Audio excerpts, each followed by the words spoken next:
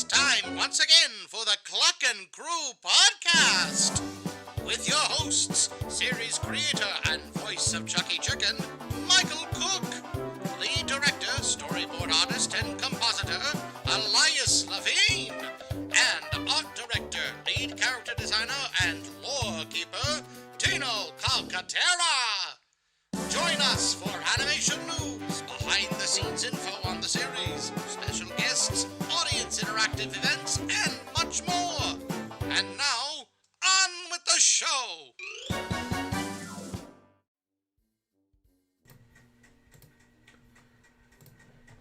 Good evening, ladies and gentlemen, and welcome once again to the Cluckin Crew podcast, the official Chucky Chicken podcast, where we go behind the scenes and show you what the cluck we're up to. I am your host, the creator, one of your hosts, the creator and voice of Chucky Chicken, Mike Cook. With me, as always, is my very good friend, my co-director, co-producer, and head of storyboarding and compositing, Elias Lavigne. Hello, everybody. How's it going? And on my other side, we have our art director, lead character designer, and official lore keeper, and my very dear friend, Tino Calcaterra. Hey, what's up? Yeah. But yeah, thank you so much for tuning in, everybody. This is going to be a really fun podcast. We're very excited for today, because if you didn't see the thumbnail, it's going to be our Valentine's Day special. So we're going to be designing some Valentines, and then at the end of the show, actually in the next couple of days, Lord willing, you will actually be able to have these Valentines to print off and to send to your own Valentine, which I think is going to be really cool. Or we'll just give you our old ones from last year. So, either way, we're not picky. But, anyway, before we get going on with the show, though, I do want to do that YouTube-y thing that's got to be done real quick. If you are enjoying the show, please make sure that you hit that like button. Leave us a comment down below. If you are watching live, leave us a chat and let us know that you're here watching the show. If you're watching after the fact, please make sure that you leave a comment down below. And if you really like what we do, not only subscribe to the channel and hit that bell so that way you're notified every single time that we do one of these awesome live streams, but if you're able to, head on over to our coffee page where we basically accept donations, and we have some really cool stuff, including exclusive comics, exclusive behind the scenes stuff for you guys and our amazing supporters over there, including, and I'm not kidding about this, a full work in progress print of the current cartoon that we're working on, available for people who are pledging. I believe it's $5 a month and over. So if you haven't seen it already and you're already pledging $5 or over, head on over. It's there, and you can see the whole cartoon as we're making it, which is pretty cool. But that being the case, welcome to the show. Yeah. We don't really have any news for today. Yeah, not really. A new Sonic game was announced today, Sonic Racing Crossworlds. Okay. It looked pretty cool. There was like references. Check the hog be there. Yes, actually. Whoa! Yeah, they actually they have the ability to race in both the car and on the extreme gear. Yes. Heck yes. And they're doing references. I know, and they were also referencing games like Sonic and the Secret Rings and Sonic Adventure 2. So it looked pretty rad. So, and it's coming soon. They just announced it today with the announcement trailer. So that's all we know.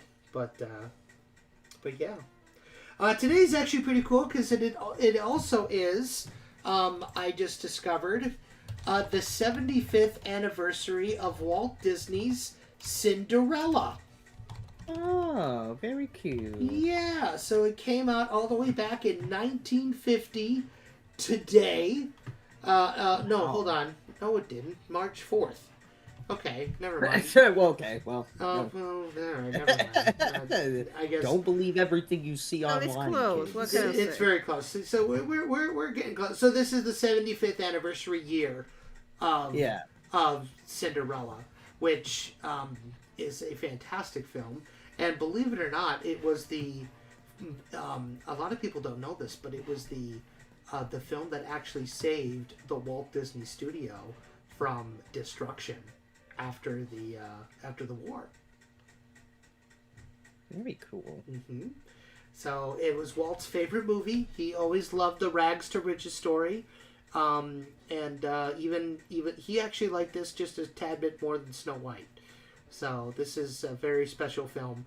So go rewatch it on Disney Plus or I on. mean, I imagine knowing Walt Disney like childhood and everything. Mhm.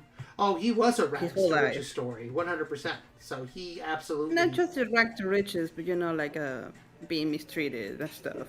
Yeah, well that too, 100%. Yeah.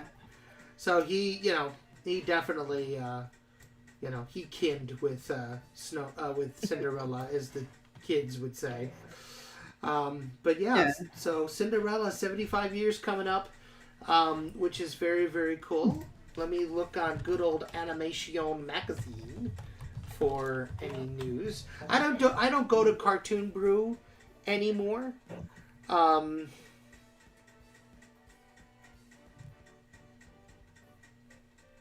Sorry, hang on one second. Yeah, no, I thought I cut out there for a second. No. Okay. Here we go. Animation magazine. I don't go to Cartoon Brew anymore because I have heard that it is essentially, it's essentially the like the tabloids of the animation industry. So we're not gonna. But actually, breaking news: Disney Plus backpedals on vintage film content warnings. So it says here, amid the tumult of political changes to DEI initiatives in the U.S., Axios reports that Disney is changing the content warning that plays ahead of some of the studio's older films on streaming, such as Dumbo and Peter Pan, which contain denigrating racial and cultural depictions. The content warning will now read, "This program is presented as originally created and may contain stereotypes or negative depictions," reverting the wording to a version of the original caution added to such films in November 2019, which read, "This program is presented as originally created. It may contain outdated cultural depictions." This is Not a fan.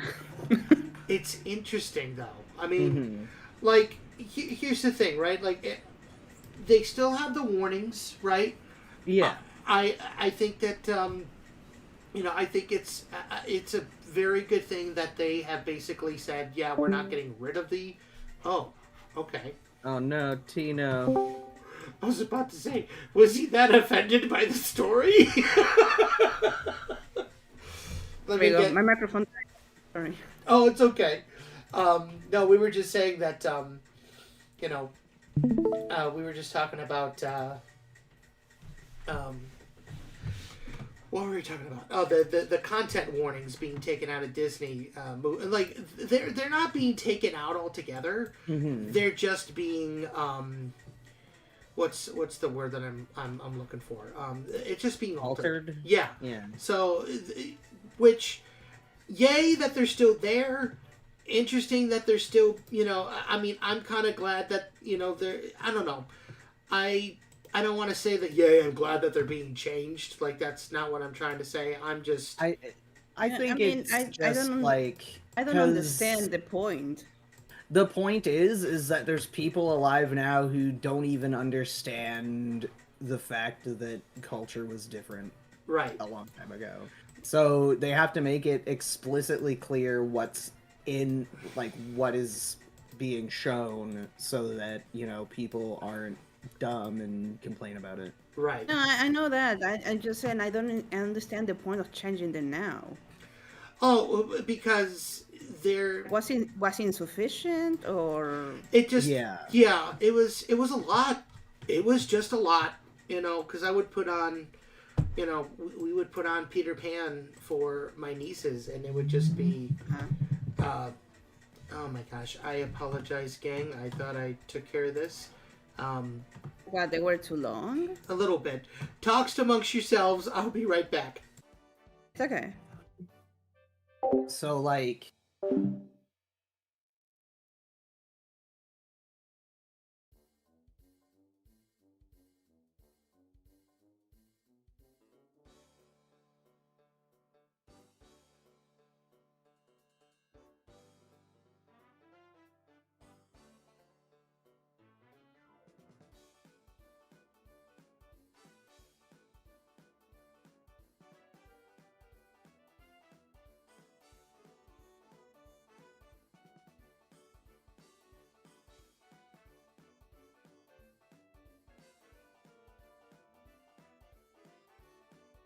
Yeah. Yeah, so I approve that, yeah. Yeah. I hear approval. I better. We're good? Yeah. What? Yeah.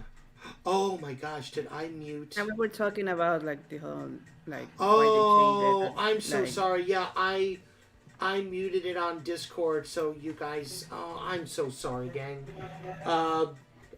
Nobody heard. I can roll it back. Yeah, roll it back a little bit. Go ahead.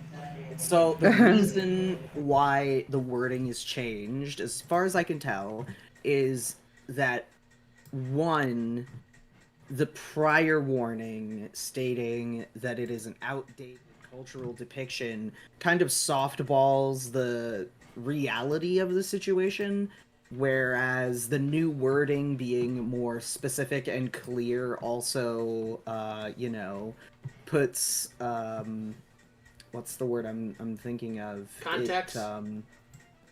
What? Context?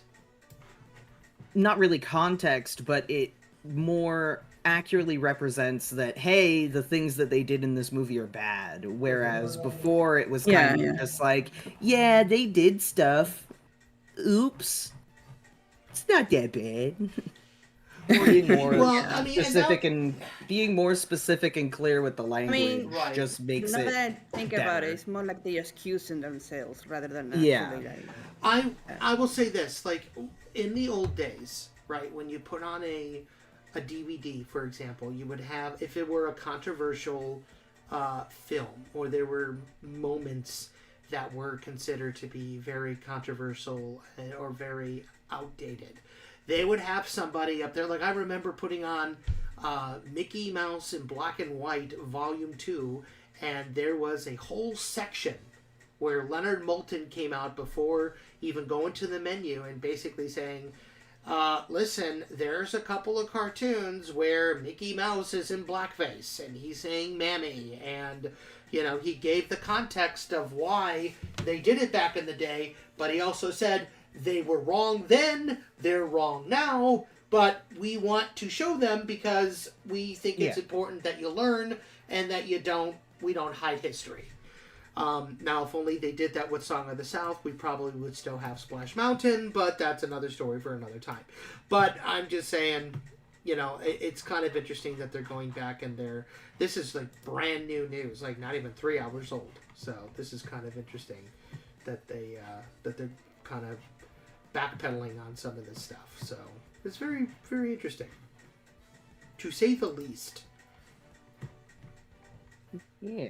I didn't lose anybody, did I? Okay. Yeah, there was a live action How to Train Your Dragon trailer that premiered on Super Bowl Sunday. There was? There was, yes. Oh no, I have to look it up now. Yeah. So.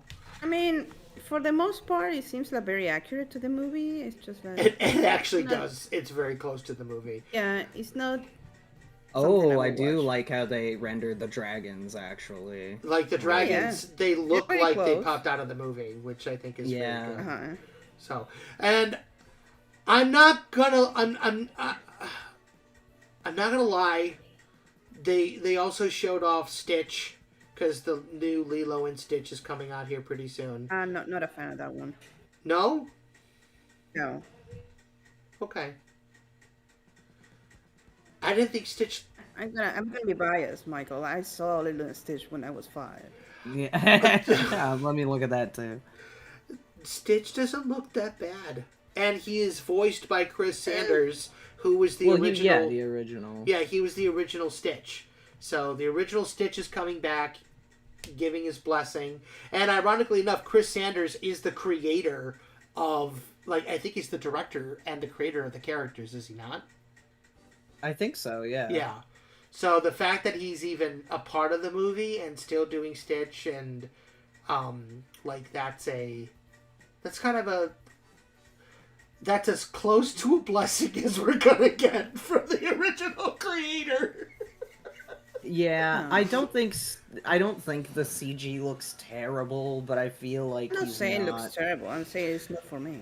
No, I get it. I think he's lost some of his more like charm.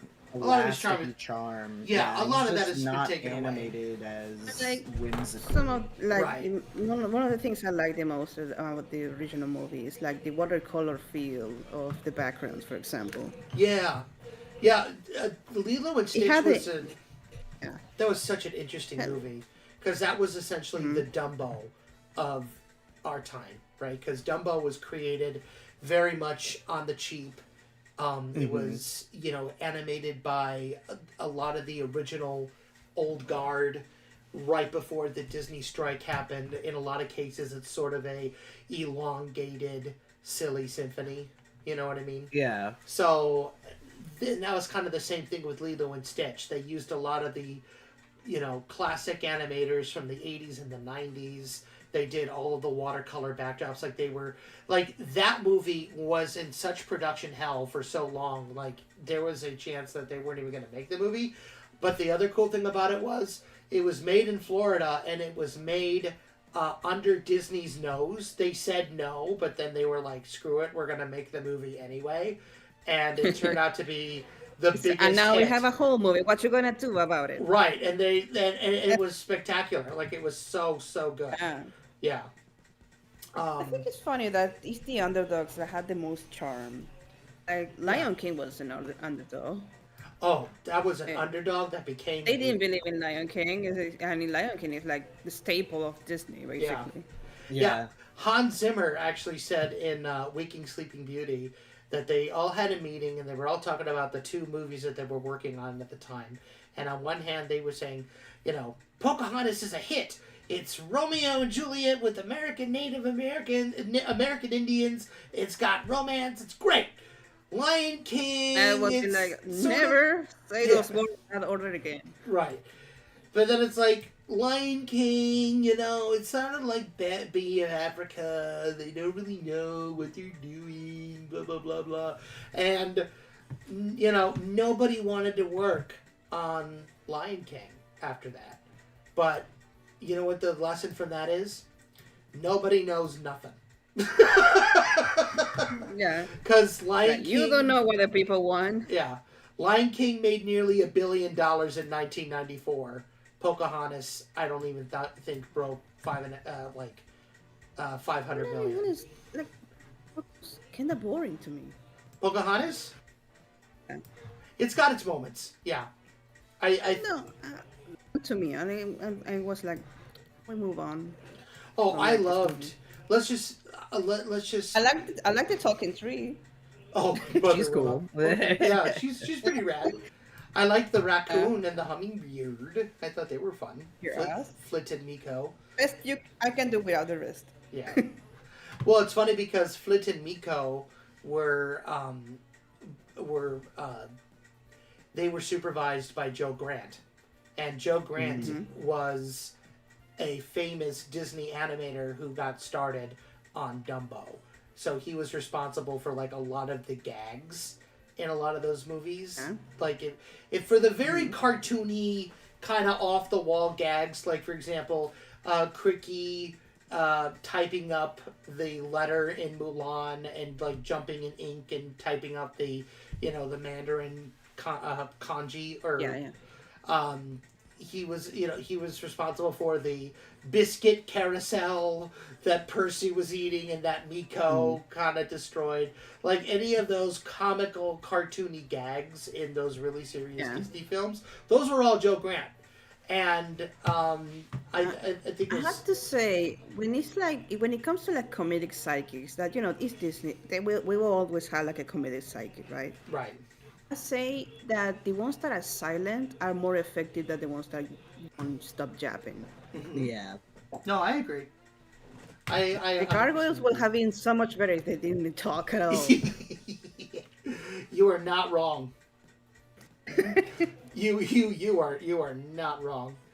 But anyway, They were just pets of Quasimodo. I was like, you know what? Yeah, I would love like a gargoyle pet. You know? Yes. The other thing, the new Smurfs movie also had their trailer come out not too long ago. Oh yeah. I have an influencer Smurf now. They do have an influencer Smurf. I don't know how I feel about it, but I like that the Smurfs look cartoony and like themselves and not like... I love the cartoony feel. I will say that. I would love it. I love the cartoony 3D identity they have. Yeah. It's very close to like what Smurfs look like. Yeah. It's like it's a cell shaded look. It reminds me a lot of like the Rocky and Bullwinkle movie. The way that they did those characters.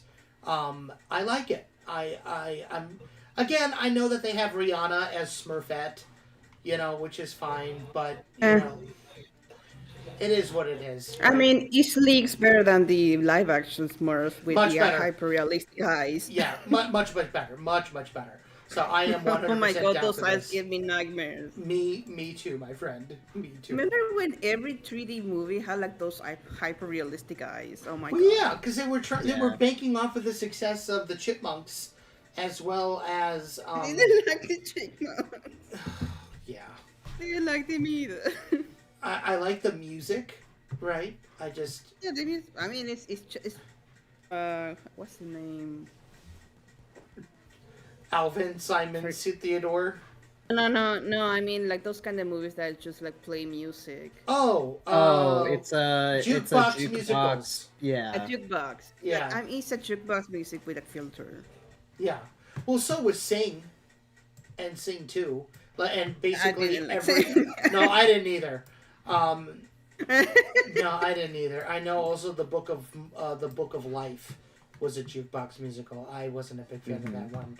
I mean, I love the story and I love the characters, but I feel like that if they did original songs, I feel like it can be pulled off, but I think it's very, very difficult to do so when it doesn't feel like the music is like intruding. Right. Yeah. Yeah, the only if it's diegetic or it's like the character singing the music, it's like I think the only time that it actually worked really well was Shrek 2. And I need. Don't you mean every single Shrek movie? Yeah, every Shrek movie. I mean Shrek 2. Shrek 2 isn't a musical though, because there's only one musical number that is sung by a character. That's why it's the best one. My favorite jukebox musical is Across the Universe. It's a jukebox musical with all the Beatles music. It's very good. Okay. Yeah. Oh, very cool. So yeah, that's the. I guess Rex works really well with that because they don't really take themselves that seriously. While story it is serious, but like the tone of it is not serious. So it's just like you just take it. It's like sure, like. And by the way, Elias, why not? That was not the only song that they sang in Shrek 2. They sang "Livin' La Vida Loca" at the end, and that is the most fire version of the song I've ever heard. Mouth. They sang the Smash Mouth song at the end. So, Shrek, it doesn't count in Shrek 2 because that's just part of the weird who wants, like, No, it was not. No, it wasn't. It was the finale of the original movie. Yeah, but it's also the thing that he sings in the weird No, he doesn't sing Idol thing. No, he doesn't. He does. No, he doesn't. There's 2 Smash Mouth songs in the first Shrek. Google it. Although I will say the Shrek and the Swamp karaoke dance party. You have All Star at the start, and what's the second one? Anyway, when you're Googling it, let's say hello to all the people who are here watching us. Yeah, we didn't even say hello. Yeah, we didn't say hello to everybody. So let's see. Kimberly Gonzalez is here. Alam Aguilar is here. Hello, guys. Good to see you. Adali Baez is here. What? Was I right?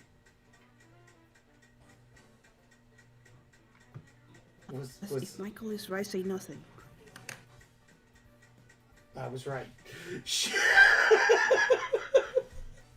Shay White, hello. Good to see you, Shay. Nice to see you. DreamWorks Moon, hello. Good to see you, too. Let's see who... I thought I saw the Entertunist is here. Harvey Maltez Mancia, good to see you. Welcome back. Shiki Man is here. Good to see you, Shiki Man. Coffee Cat Dad, good to see you too. Elias, seriously, you're kind of scaring me there. Are you still there, or? Yeah, no, I forgot what it was called. It's Far, Far Away Idol. Yeah. The Entertunist is here. Hey, yo, mateys. Ahoy, Captain. Cat Fox is here. Funky Town? No, that was in the original movie. That's right. Pooties Man 9992. Wowza. Wowza, that's a heck of a name there, Pooties Man. Welcome to the show. I don't think we've seen you here before. Wowzers.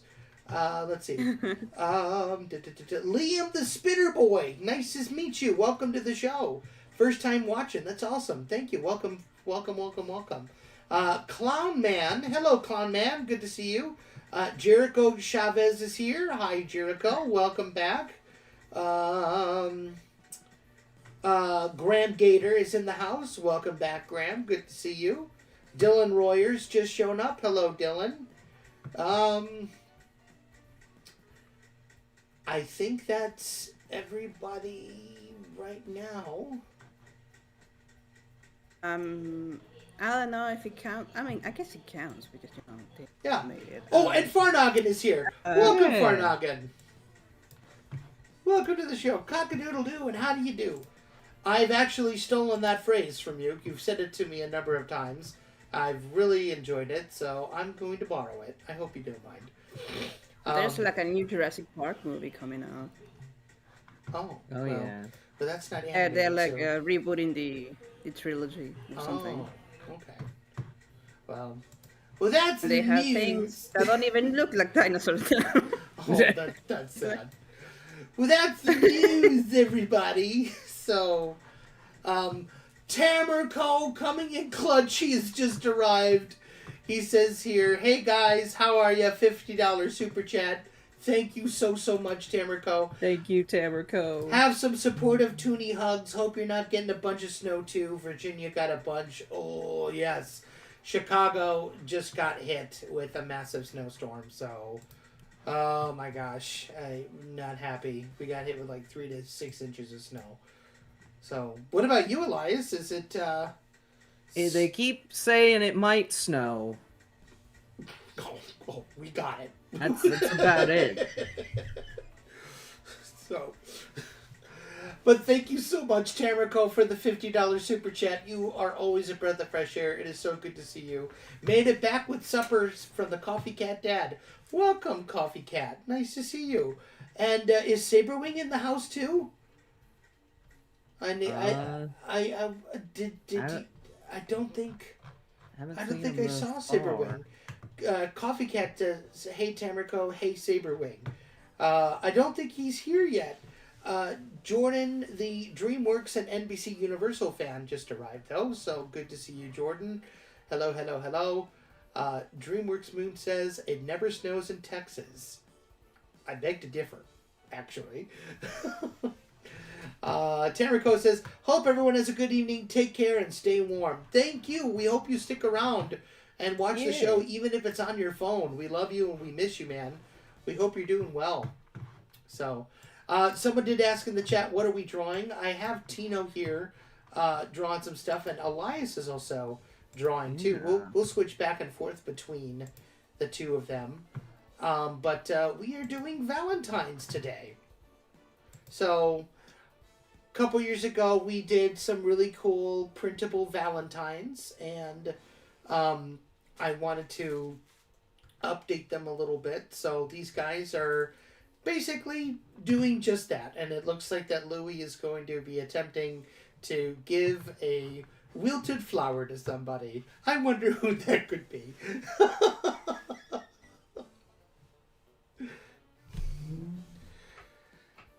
Oh my goodness. I apologize again. Give me a quick second. I will be right back. And I got this one too. I'm trying to figure out what all of you drawn thus far, Tino? Janice. Okay. A costume. I got Louis. And I was thinking of making a couple, but I don't know. I mean, you always got Chucky and Chelsea and Tommy and Sylvia. The only two couples we have. The only two canonical couples that we have. Ah.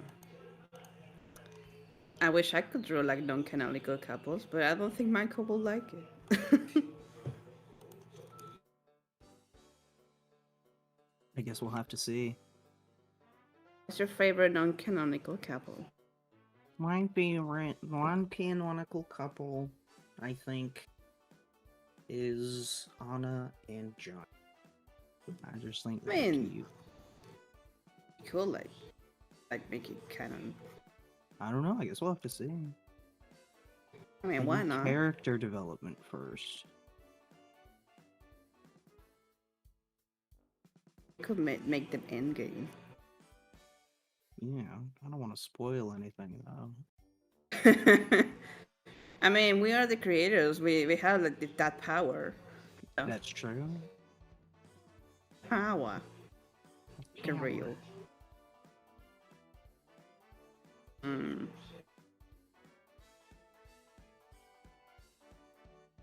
know what? I'm gonna draw a weasel for being in love with a sandwich. I feel like something they will do. I think. Yeah, I think Wessel would do that.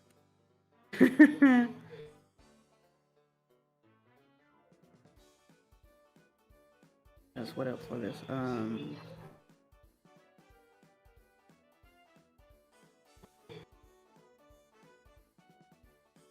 Could draw Beatrice. Oh yeah.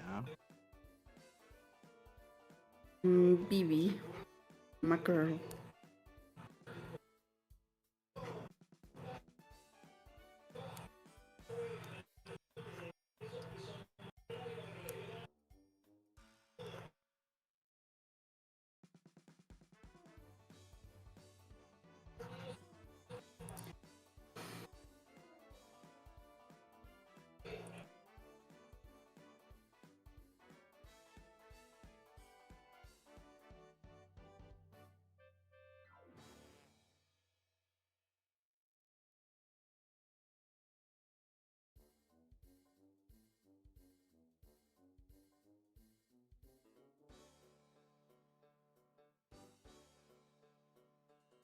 I think I'm gonna do Vero. Elias. Dino. In Jurassic Park. I haven't seen the new trailer. I still need to watch. I need to watch the sequel to Camp Cretaceous.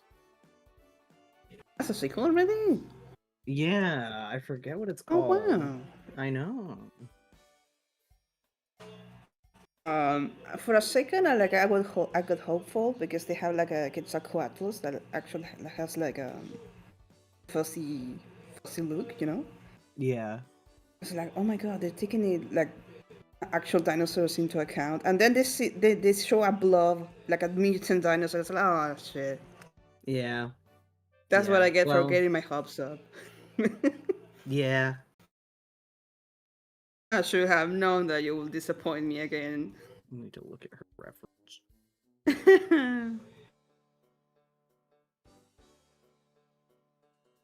I'll check on the chat.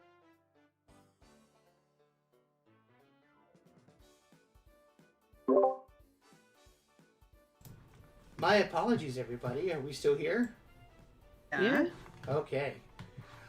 Yeah, so I have been... yeah, we're good. So anyway, what are we talking about? Oh, we were just talking about Jurassic Park, and I'm not really interested in the new movie, but I do want to watch...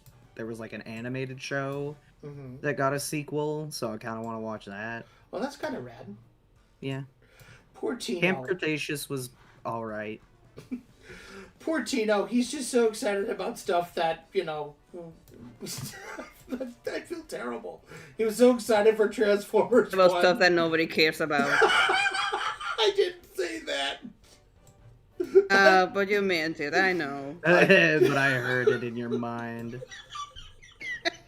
It's okay. I'm used to like always joining fandoms that are dead or like nobody cares about. Listen, I'm right there with you, man. I'm the biggest Oswald stan in the world. But anyway. Oh, Michael, because when I try to talk about Disney stuff with you, it's just like, whatever. Wait, what? I'm always down to talk about Disney stuff. No, I told you about the Disney comics and you don't care. I care about the Disney comics. What are you talking about? I try sending them to you. You don't even read them. I did read them, you mook. Never told me you did. Well, I did. Fine. Fine. Yeah. Maybe I'll send you more. Okay, do that. I appreciate I have it. more. Thank you. You're a good friend. See, Chad, that's communication. Yeah. We rock at that. So. Clearly. Yes. Well, here we are. It's Valentine's Day weekend coming up here pretty soon. And the three of us are chronically single. Yeah. I'm happily single. What you talking about? Oh, all right then. I'm alright, remember? Oh, well, Lod, good for you. I'm sorry that I like So to be lucky alone. to not be cripplingly lonely at this time of year. I'm sorry, I lied. You sounded like that one dude. Oh, I could go full chills. Oh, is that who it is? Good. Oh. The last thing you want in your Burger King burger is someone's foot fungus. Oh my God. Unfortunately for you, that's just what you might get. You That guy. gotta love this. He raps now, I think. Does he Really? rap like this? Because it'd be really cool. I don't know if he does Wish. all of it like that, but I'm pretty sure. He doesn't make Like he does. but Yeah. I don't know if he More? still makes top 15s, but Top 50. he was in Smiling Friends as a guy. I Oh, was recognize he? it. Yeah, there's just there's a ton of little cameos like that in Smiling Friends where he's one of the They guys look like background Pim. characters. Oh my gosh. Pim goes to a cafe and there's this little side character that does nothing and he just goes, "I'll get the number 15." That's And that's fun. it. That's clever though. That's fun. I like He that. almost they almost got Chris Chan before all the crazy stuff happened, but then they didn't. They decided to go with someone That's why I'm else. happy that they didn't. I'm kind of glad. Well, I get it. Nothing personnel, Ken. Could you imagine? It could have been me. I could have done it. I could have done Chris Chan. I kind I of could have done. I kind of sound like I'm not as crazy. Well, people, you gotta remember that Chris Chan often he'll end his sentence, and it'll be like, well, I'm the creator of Sonichu. He'll do a little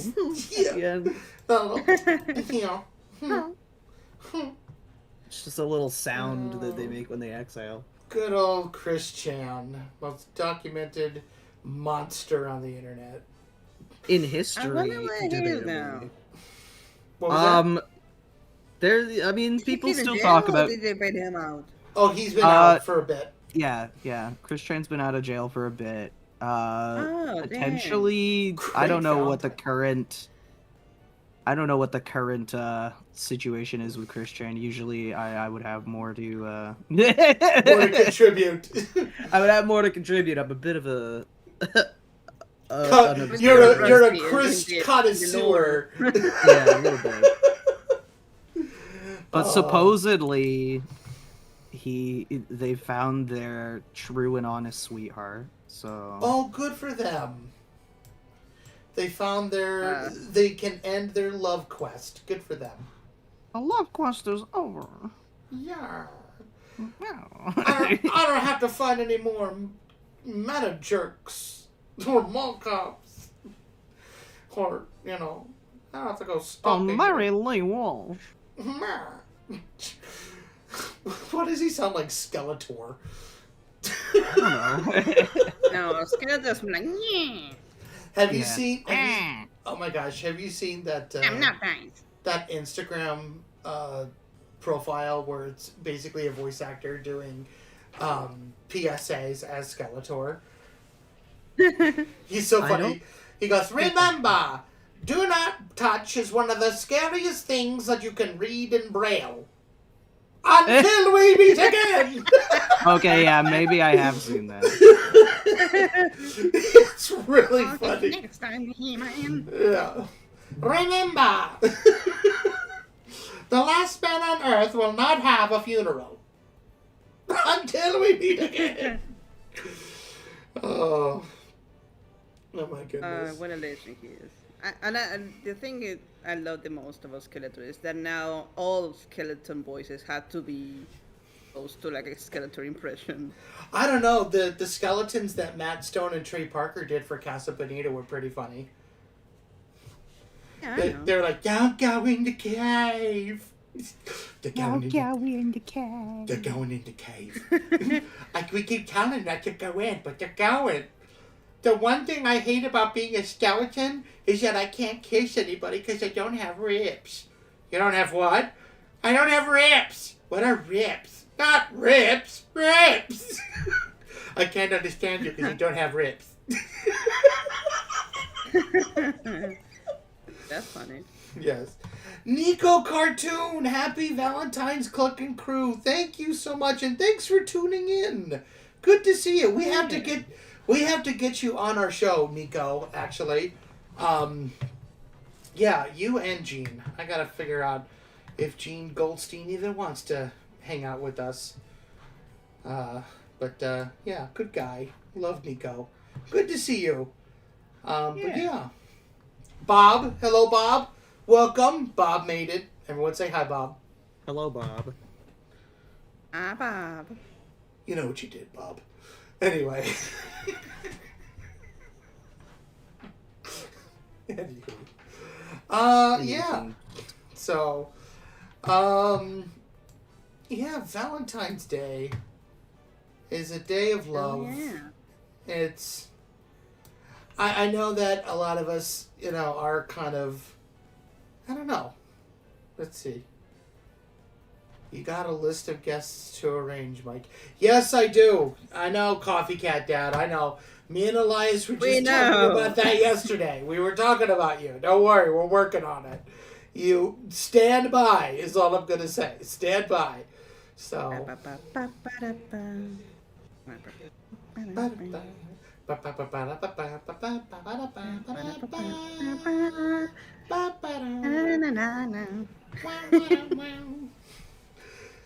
No, because it's standby. That's the Spanish flea. So every time there's like a cartoon that has like a standby. Oh yeah, that's right. I think people have music. Owen Tunes has made it to the stream. Hello, Owen Tunes. Welcome. Hello. Good to see you. So yeah, while these guys are drawing, I went back to Tino. I'm gonna switch over to Elias, see what that crazy kid is up to. Oh, we got a skirt, and we got a foot, and we got a tail. And we got a Vero. That is Vero, right? No. Yeah, it's Vero. Oh, okay, cool.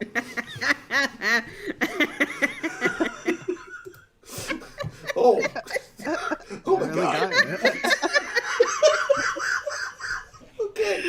Oh, I still got it. You know what? We haven't had a Tino crack up in a while. Oh, I haven't even cracked up in a bit here too. Yeah. Oh my gosh, this is yeah. Oh my gosh. Oh my gosh. So, but anyway, I see some people in the comments here asking some silly questions, saying, "Hey, Michael, did you cheat on your girlfriend?" I have no girlfriend to cheat on, so I don't know what you're talking about, and we're not going to talk about that kind of nonsense. With that information, what you will. Yeah. What? Who's asking? You're writing a book? You're writing the memoirs of my life. Yeah. I didn't pay you. You didn't pay for the rights to my life. Anyway.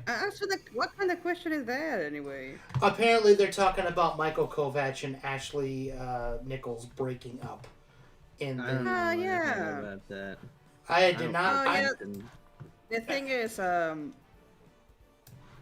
basically, they just like let people know that they're not together anymore. Mm-hmm. Yeah, they were. I don't remember who cheated on who, but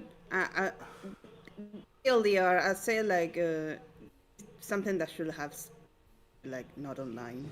My opinion. Yeah, like they were just on a live stream not too long ago, just last week. So, you know, and truth be told, I don't really get into that tabloid, gossip. So I would prefer if we not talk about it. So. I think it's just like clarified, just because like people were already like talking about it. So so we're just gonna put a place to comment. Correct. So we're just gonna put a kibosh on that. So I know Jordan, the DreamWorks, please stop talking about that stuff. By the way, Jordan, I'm curious. Are you on our Chucky Chicken Discord server? And if you are, could you just make yourself known over there? I'm just kind of curious. But anyway, yeah, what were we talking about? So yeah, Valentine's Day. So let's talk about, like, have we had any good experiences on Valentine's Day? Because I've had one.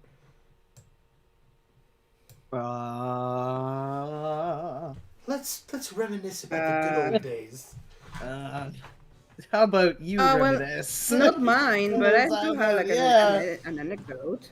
You have an anecdote? Okay. Yeah, like it was Valentine's Day. I was like doing some paperwork at some office.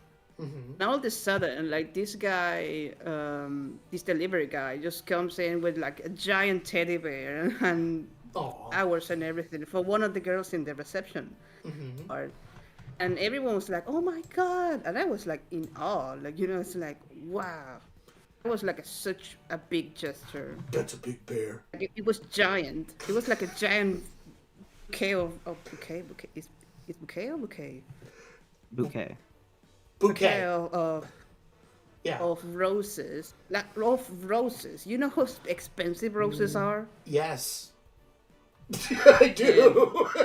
The whole thing, like the whole shebang, basically.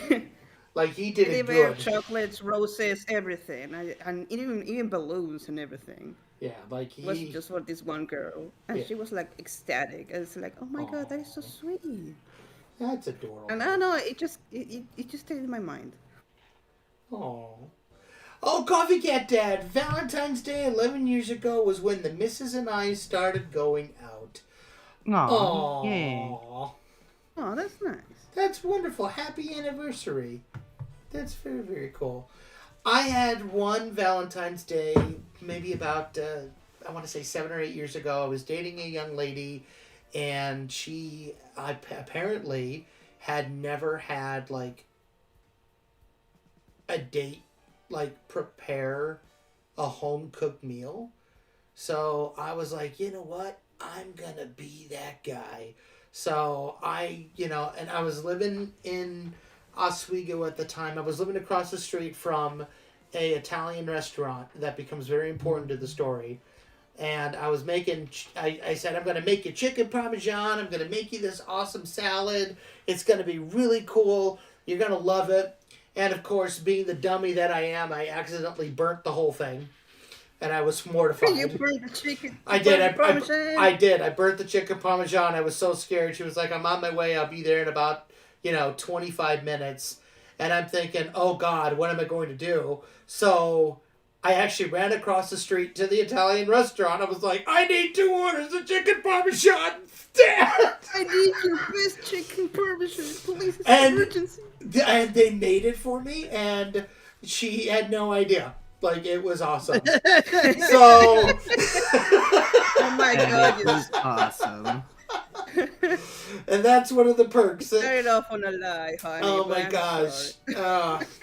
Well, we didn't last very long. We were only together for like maybe a couple months, but yeah. So that was really, really fun.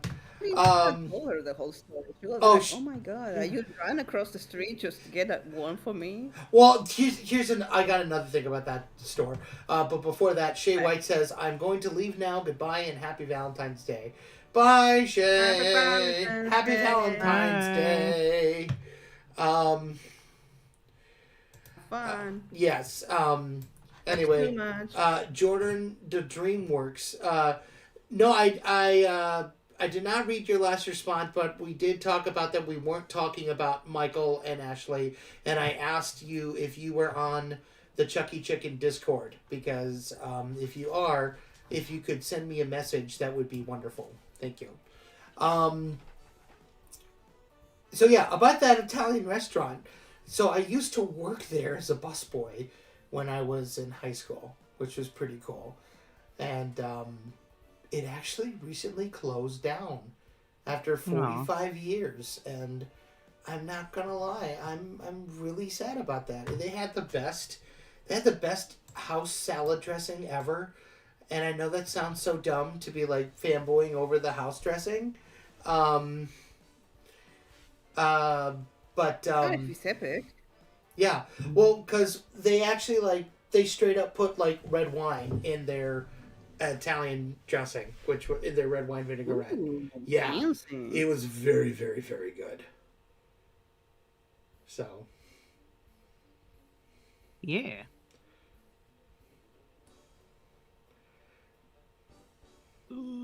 Drawing's hard. Drawings. Let's see what you're drawing. Let's go back. Your queen? Did you say you quit? No.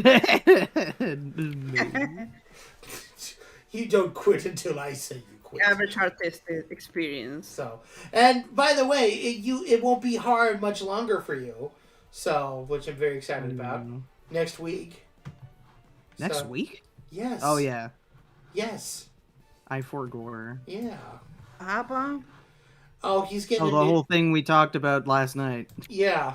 Ah, that's right. Yeah. So. That's right. Yeah. Should we tell the peoples? Maybe. Sure. I don't care. Oh. Do you care? So, basically, we wanted to let you all know that because of your amazing contributions over the course of the past year or so, we have been able to start upgrading some of these guys' equipment. Yesterday, we got Tino a brand new laptop, and we're going to be getting Elias a brand new drawing tablet. Yeah. So when I get my new computer, I will destroy old Betsy on stream. I'm not just kidding. Oh. Oh my goodness, you mustn't do that. Don't destroy old Betsy. But, so from the bottom of our heart, thank you for your amazing contributions. That's what we're doing with the money that you give us. So now we can, we're able to help. Yeah. Now Tino doesn't have to be scared whenever he turns on his computer. Exactly. Yeah. So thank you. Like, this is the day when all Betsy decide to explode on my hand. Right. You know? And like, I love how as soon as he got a brand new computer, Betsy is working The wonderfully. pasture. Yeah, I had to knock on some wood there, so you know. Yeah. But yeah, so he is actually drawing BB Beaks. I missed her. Oh yeah, no, I get it. So you drew Louie, you drew Janice, and now you're drawing Bibby. Baby. Baby. Okay, you Yeah. see me sometime. Yeah. Oh. Come on, see me sometime. Oh no! No, you don't understand. I just realized how much Mae West actually sounds like Chris Chandler. Oh no! Yes. Oh, dang. Evil plan. Oh no! Oh, damn. I'm sorry that we destroy mirrors for you. Oh no! Hello, boys. Nothing personnel, kid. Oh my god. I just realized that. I'm like, oh no. We gotta be really careful with doing that voice now. I'm really worried. Nothing personnel, okay? Nothing personnel, but you bother me, beat it. But you bother me. Nothing personnel, but I don't like the way you're talking to me. You're gonna have to ski-daddle. This is Now, brain rot. This is brain rot right now. This is what they want. This Cat Fox, where's his boyfriend free girl? Oh my gosh. I need a boyfriend free girl, ages 21 to whatever. I got a whole list of specifications that I want from my boyfriend free girl. Yeah. And she must be boyfriend free. She's also gotta be. She also can't be autistic because Because I have that position taken already. and I'm doing just fine, thank you. Okay, we're done with that. Okay, we're done. Now we Special note: we special note. just We're changing BB anyway. important to note: all of us do have the tism. It's all good. We do, yes, we do. Yeah, we're not making fun of anybody. We indeed are all. But those are actual requirements that Chris Chan had. Yes. Oh no. Oh, Tino. Hello. Uh-oh. Oh no, Tino. Wow. You're back. Yeah. Oh, we were Microphone. Oh, the microphone. Okay. Make sure that you save those, because, in case Betsy... I saved it. Oh, okay. I saved it. I I had saved a- it every 2 seconds. All right. I had a mini heart attack, And, I'm not trusting her anymore. That's what I'm saying. Oh, okay. Hey, fellas, you know who I miss on our stream? Me. I miss Minthy. Yeah. Well, she got a lot going on. I Everybody know. go support the den. Yes, go support the Den and Tall Tale Studios. We Both love them. here on YouTube and on Coffee. Blue Sky and Coffee. Yeah. By the way, the love on Blue Sky that we've been getting has been just like outrageous. Like we are so close to hitting 2,000 followers. In the good way. Yes. Yeah. So we're at 1,847, I think. So if you haven't done so already, please go show your love and support over on our Blue Sky page, because, that's really cool. We would really love it. Yeah, Minthy Miller. She has been on our show a couple of times. She's technically the fourth host. we made her an honorary host last year, but she just has been busy with her own show and all that stuff. So No, it happens. it does. So we miss her. Michael, I got a question for you. I may have an answer. If you told me like a movie, like an original kind of movie, right? Mm-hmm. What would you do? An original movie? Yeah, like a 100% like original story. Like nothing is truly original, but you know what I mean. I take a chicken and I make him run a movie studio. Oh wait. No, you Elias.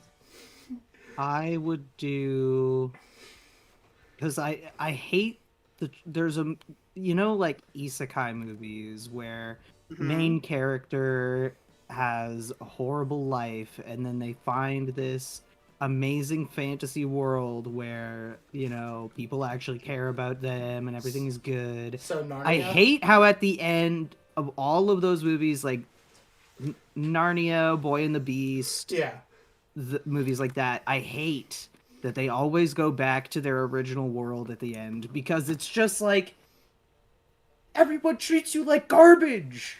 Why would you go back? You have a great thing going here.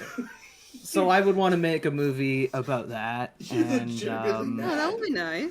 I am, because it's just like, I mean, because it kind of gives me the vibe where it's just like, oh yeah, you just should take all of the abuse and not find a better situation for yourself. And it's just like, no, that's horrible.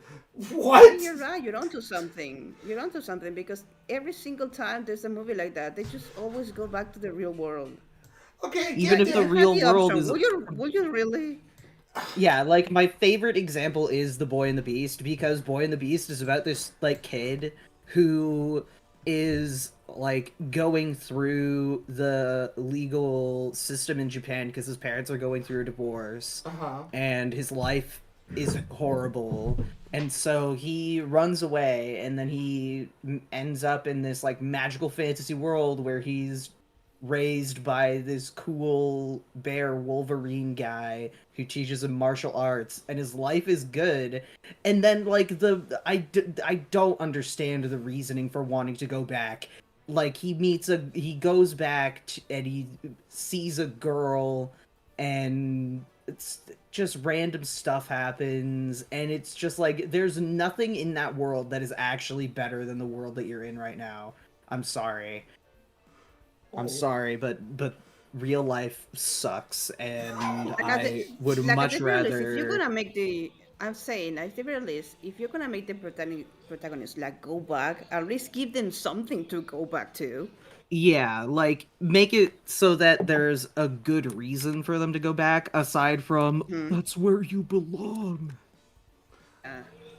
Because that's garbage. Like I remember, this is very old. This is a very old anime, but I don't know if you have ever seen Scaflone. Scaflone? What's it about? Like it's a typical isekai, but I think it was like made in the 90s. It has like angels and everything. Yeah. But the point is that the girl that gets isekai to there is like, she has something going on. She has like a career that she wants to pursue and stuff. So yeah, very end, even if she had built a whole life there, and here she has like a crush on this guy from this world, it's like, at the end of the day, she wants to go back. So she goes back, and you say like, oh well, it's gonna be bittersweet, but it makes sense. Yeah. Yeah. I would also like. The other movie I would want to make. The other movie I would want to make is a scary 2D animated movie about animals, because we need more of those. So like another Watership Down. Like Watership Down, Felidae, Animals of Farthingwood type beat. I mean, nature is very scary. It is, and that's why you can get away with it in cartoons about animals. It's awesome. Huh.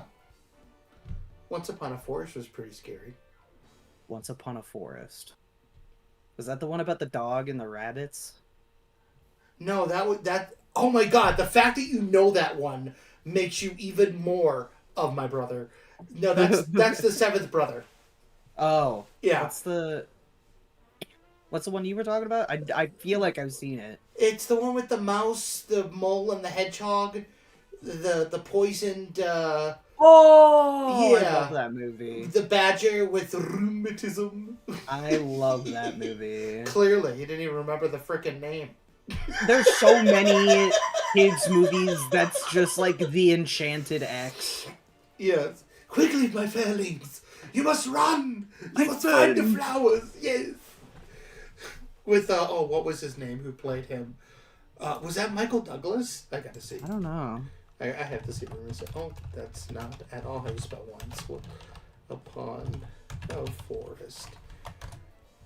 That's from 1993. Michael Crawford as Cornelius. There we go. Cornelius. Yeah. Cornelius. Mr. Cornelius. Sir? Abigail. Oh, my beloved little granddaughter. Abigail. That was sad, though. It was sad. And then they had the birds that were like... Oh, but Sheila. That's actually... I don't... do you know the, like, context? Yes, I know the story. I know the context of my Sheila, but I couldn't resist. Yeah. Oh my gosh. So you... I am sorry. I am so glad that you brought up the seventh brother, because nobody knows about that movie. And it just... I've seen it a few times, maybe not recently, but when I was a kid, like we had the VHS. Yeah, we did too. And there was like this one scene where it's like, danger's coming round the corner, so be afraid. You know, it was like, so be afraid. Yeah, because there were all little rabbits that were like running away from the hawk, and the hawk actually almost...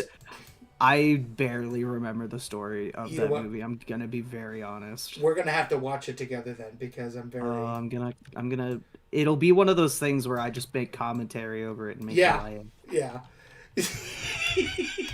Bonus content for the coffee. Yes, absolutely. And then there was the. Remember the? Did you ever see The Little Fox? Is that what it's called? No. It's a separate movie. There's a separate movie, another Hungarian animated movie called The Little Fox. I don't know if I've seen that one. Okay, that was another... Oh my god, that played all on the VHS when we were kids. I haven't seen that one in forever. Basically, it was like a little fox who lost his family, but to a hunter, and then his uncle basically came and raised him and was like, you know, I'm your Uncle Joe. I'm gonna take care of you, Volk. Like the Hawks, like his name was Volk. I get, yeah. I have to, oh my gosh, I have not thought of this movie in probably forever. 15 years. 15, wow. 20 years. Yeah. That's insane. That is... Like, you unlocked a core memory there. That and, remember Skip? Yeah, Coffee Cat Dad, the one with the puppy living with rabbits. Yeah, that's the seventh brother. Absolutely. Okay.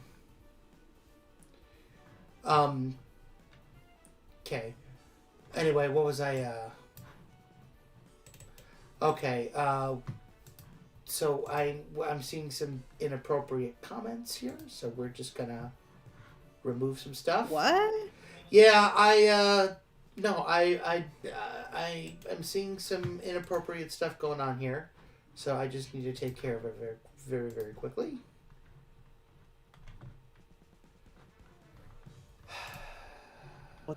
I learned that. Okay. I think it's a movie called. I think it's The Enchanted Journey in English, but it was this Japanese movie about these chipmunks who go to live in the wild. Mm-hmm. And in the English version, there's a pigeon. And that pigeon in the English version is voiced by Orson Welles. Oh my goodness. Yeah, I was just curious about it a while ago, so I like looked it up because I was like, "What is that movie?" And then I saw that, and I'm like, "What? What's it called?" I think it's called The Enchanted Journey. The Enchanted Journey? I don't know. I might be wrong. Yeah, The Enchanted Journey. It's a good movie. I like it. It's cute. I haven't seen that one. That one does not look familiar. Yeah, no, I think we rented the DVD from some, like, mom and pop shop thing. Wow, that was from 1981. When did Orson Welles die? Yeah. I'd like to see the Japanese version of the movie. I'm curious to see how it's different. 1985. Wow, he was 70 years old when he died. Wow. He was young. Yeah. Although he did get like really, really like big. So he did get huge. Yeah. Oh, the French. Did you ever see his drunken commercials? No. Oh my gosh. Like his whole like drunken commercial thing, like were like his outtakes were the main inspiration for Pinky and the Brain. Like that's what Maurice LaMarche used every day to get into character for the Brain, which I think is amazing. Clown Man. I remember when I was a kid and I saw I was in school and they played this movie called Riki Tiki Tavi. Yes, I remember Riki Tiki Tavi. I'm not familiar with that one. It was a Chuck Jones animated movie based off of the Rudyard Kipling story of the same name.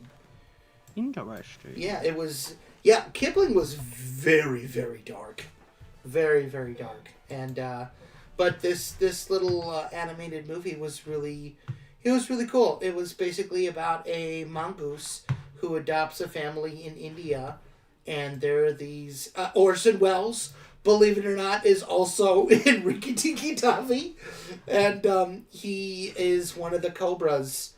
I think actually he's the narrator. Yeah, he's both the narrator and he's also the voice of Nag, the cobra. June Foray is the voice of Nagina, the other cobra. It's a very, very good movie. Very, very good movie. Definitely check it out. Yeah. Well, anyway. Hey, Michael, what do you think? Oh, look at that.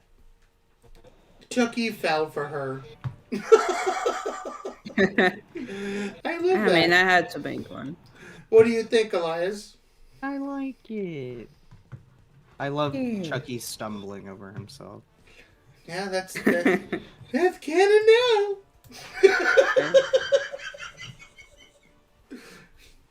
Gotta be mine. I love you. I fell for ya. And I don't know what to. Just gonna leave him as it is. Be mine, and Margarita in the corner just going, no. Be mine is here. I like that. Maybe I have eyes for you.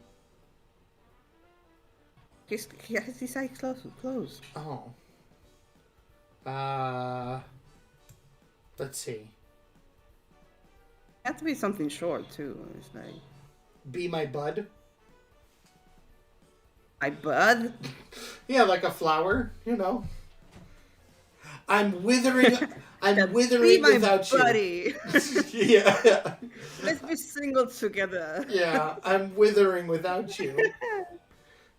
My heart is like this flower, withering without you.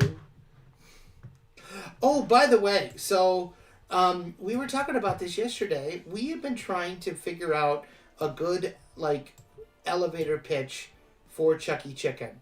So we're gonna basically ask you guys in the comments here, if you could take one sentence to explain what Chucky Chicken is all about, what would you say?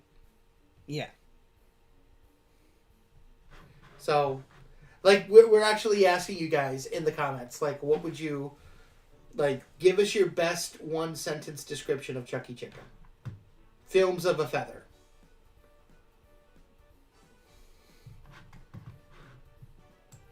We'll wait. I'm going to go back No, to it your escapes. songs. Let's see what you're doing. Doing nothing. Oh, look at her. She's so cute. What's her heart going to say? I'm thinking... Let's start a new chapter together. That's cute. Much better than the last one that she was on. I think the last one that she was a part of just said whatever. Let me see. Yeah. Did it? Something like that. Let me see. What she got? Yeah. Oh, no. Well, I tolerate you. We were very, very mean to our people back then. We were very mean.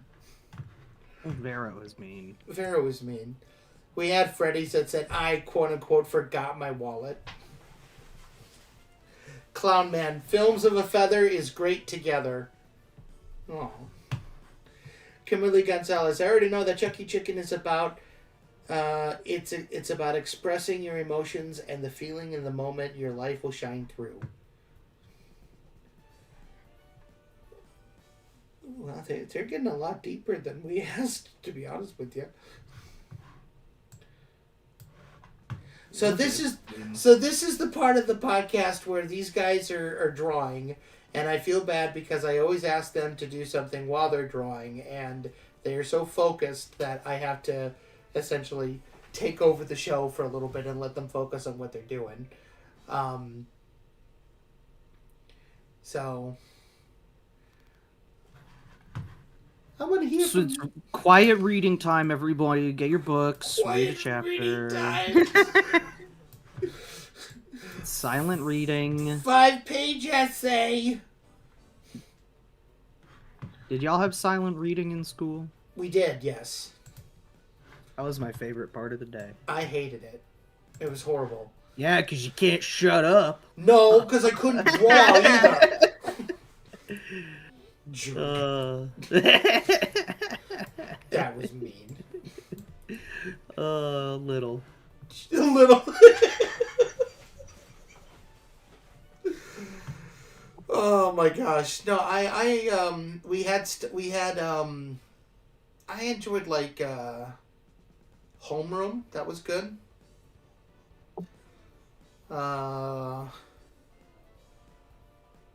I'm trying to think because high school was very different for me because, as we all know, I went to that military school. Yeah. And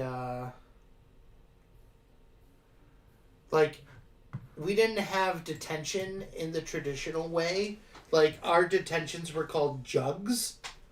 I don't understand. Yeah, I think it was like... I don't... Huge jugs, dude. No, I don't remember what the acronym was for jug. I just remember it's like, all right, you're going to jug today for after school. Like So, in school suspension? it wasn't... No, that was like what they called detention, but actual detention... Like, you did not want to get a detention.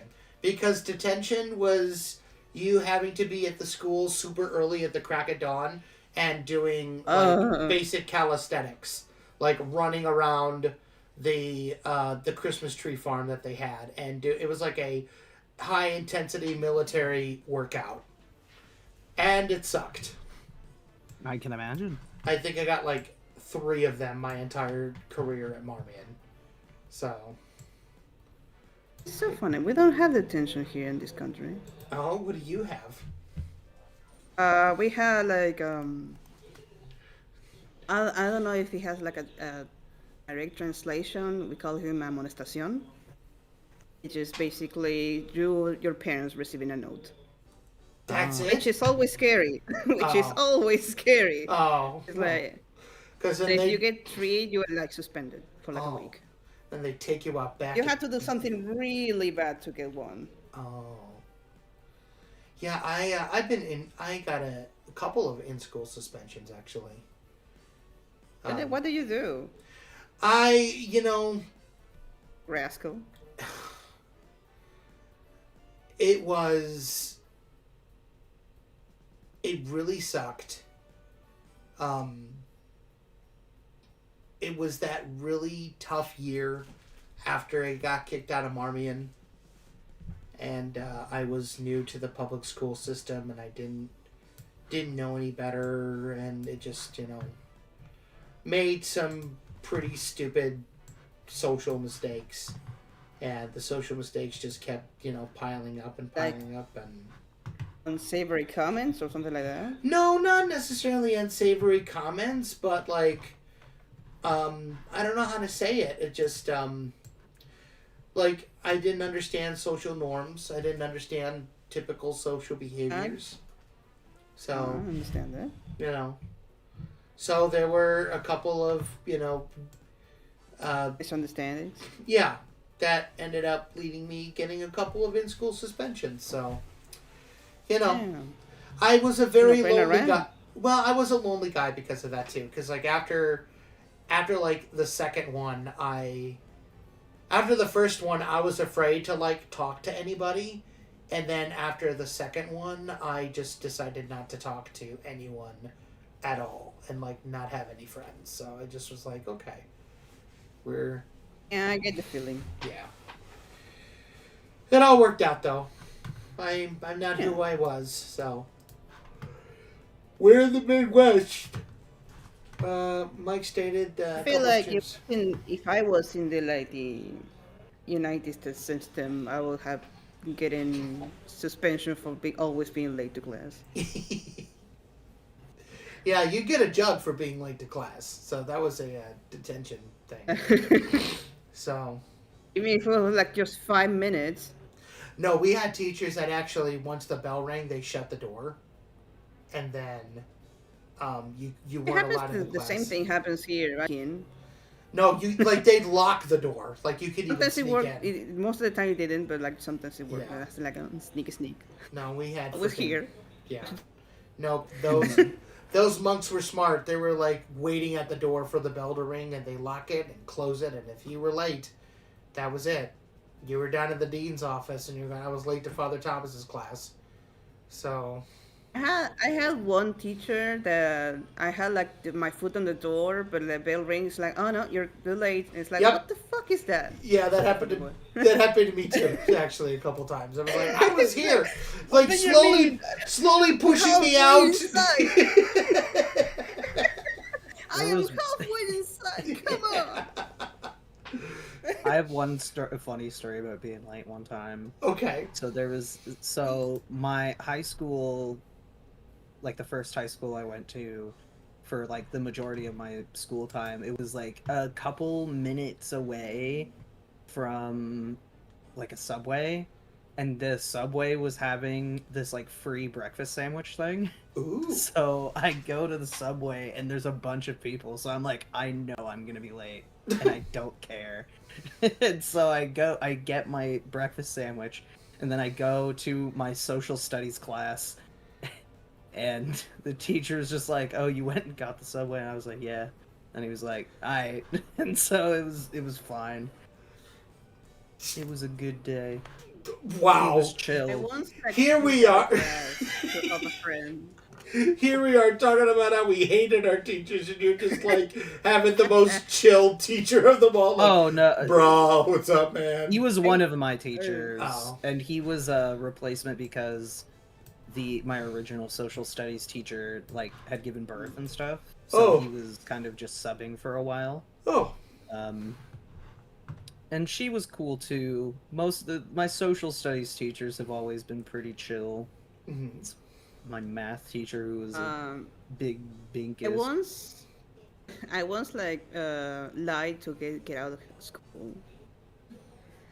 I had one of my friends was having very serious cramps, so she asked for me to help her. In the middle of class, right? So I just go and she wants to go home. So one teacher makes the great mistake of saying, "So are you his brother or something? You can walk her home." It's yeah, we're brothers, we're siblings, yeah. Wow. And I just like get out of class. It's like, yeah, teacher, I have to go. Well, Tina, we have a surprise for you because we got a special guest. Like, what's up? No, you should have known that I will lie. Tino Cacatera, how dare you lie to me to get out of class? That is to the merits. So I spent the whole evening at my friend's house. Nice. There you go. Yeah. That's awesome. I did get suspended once, I think. Oh? Yeah, I punched someone. I did too. Wow. I got suspended. It was my ex-boyfriend because he was a rat. Oh. And everyone was happy for me. Nice. I actually punched somebody and I got suspended too. I was bullied. There's this one kid who just kept picking on me. And I went to the teacher and I said, I went to my professor and I was like, yeah, this guy keeps bugging me and I don't know what to do. And he said, well, thanks for telling me, we'll take care of it, right? They never did. They didn't. they never did. Mm-hmm. So then I went to my dad and I'm like... What a surprise. Yeah. I'm like, I don't know what to do. He says, well, tell your dean and see what he does, or tell your principal, do that, right? So I did, and they didn't do anything about it. So they were like, I don't know what to do. And he says, Mike, if he comes up to you again, punch him in the nose. Really? You have my permission. You went to the dean, you went to the teacher, you went to everybody, you did your part, they didn't listen, take matters into your own hands. And I'm like, okay. So sure enough, he comes up to me in the foyer and he starts making fun of me, and I just turn around and just clock him right in the nose. He falls to the ground. Do you want to catch these hands? That wasn't a phrase back then, but I bloodied his nose and I got sent to the headmaster, and my dad came to pick me up from school, and he's like, yeah, Mike just hauled off and punched a kid in the nose. It's like, yeah, he told me about it. He told me that he talked to you about it, and that he talked to the dean about it, and that he talked to his teacher about it, and y'all didn't do anything. Did he talk to you about it? And yeah, he did. It's like, all right, well, then what are you going to do about it? It's like, well, we could technically expel him if we wanted to, because we don't tolerate violence on campus. And I'm like, yeah, but you know my son. You know that he wouldn't do it unless he was provoked over and over and over and over again, which is true. And he's like, we're going to suspend your son for a week. And I went home. And worse. Yeah. And I thought I was in trouble. I'm like, so am I grounded? He goes, no, you're not grounded. As a matter of fact, you're free to do whatever you want. So I got a free week vacation. But a week free. Yeah. Yeah. It was awesome. Because I stood up for myself. I once did a very bad thing, but I only got like a stern warning about it. What happened? Spill the tea. I might have threatened somebody with a scissor. Some scissors. Oh. Ah. You straight up gangster like that, huh? And I just like went to the principal's office and she said, yeah, don't do it again. I said, okay. Okay. And I was cut free. You just imagine your principal, don't do that again. Okay, get out of here. I mean, why did it? Nothing. She just like, I will confiscate this and you're free to go. Go back to class. We're just gonna take this and we're gonna pretend it didn't happen, okay? Okay. Yeah, basically. It's like, oh, my scissors. My Caesars, I don't know what we're gonna do. It's like, I know what we're gonna do. I get some plastic ones. Yeah, they get you like the rounded scissors. Like, oh, no fun. I'll nib you with these. I'll nib you. Well, again, we're talking about the school that I remember that once, like was the end of class, we were going back home, and across the street was one of the students. It wasn't even in my class. He was like brought a kitchen knife, like the very large one. Oh. To like threaten somebody who was like flirting with his girlfriend or something. Oh, damn. And the moment he took out the knife, we started laughing because it was like comically large in his hand. Wow, like a giant anime knife. Like, where'd you get that from? Dragon Ball Z? What are you doing with that? You a Final Fantasy character? What are you doing? And somebody said, "Hey, did you tell your mother that we do take her knives or something?" And he was like very ashamed of it. Yo, last thing about schools, real quick. Just like the weirdest thing that happened to me. I was in college. Have y'all ever seen like those foam swords? You know, like people like bust out these like foam swords and they just start like dueling each other. Yeah. Oh, so when I was in college, there was apparently a guy who had not only like swords, but he had like a shield, a straight up like foam battle axe. It was actually like a dual wielding battle axe, I might add. It was pretty cool, and I'm not gonna lie, that was the closest that I felt to being in Kingdom Hearts. And I was like, I kind of want to make a foam keyblade. No, I did make a foam keyblade, and it got destroyed. I was really kind of sad. So well, you can make one now. Yeah. It won't get destroyed. I mean, that's a lot of work. Oh, come on, Michael. Doing something. So, maybe, but I thought it was I got my butt. It had to be making one day. I got my butt handed to me. Like, I tried so hard, and I thought it was so cool. And I'll never forget it, because I put the sword up in the air, and I was like, wind! Thinking, like, nothing, and then he just, like he took his sword, he just slammed it into my ribs. I'm like, wind! Ah! And I'm just like, she just pummeled me.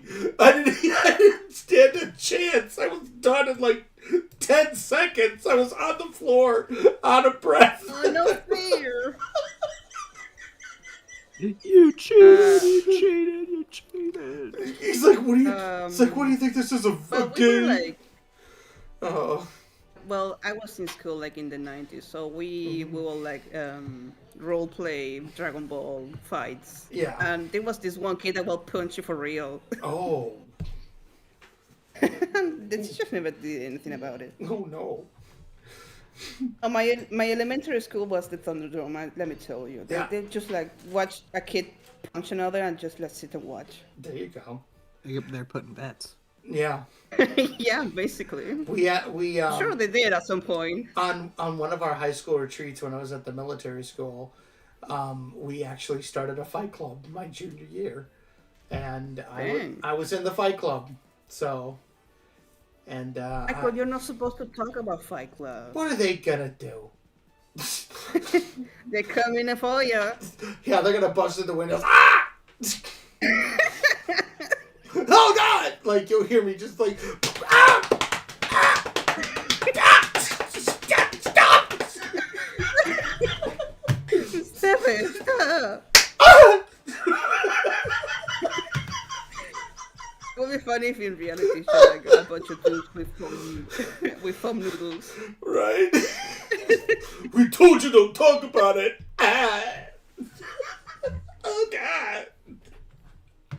I'm bleeding. Oh my gosh. So yeah. I have another anecdote. Let's This one is super fun. Okay.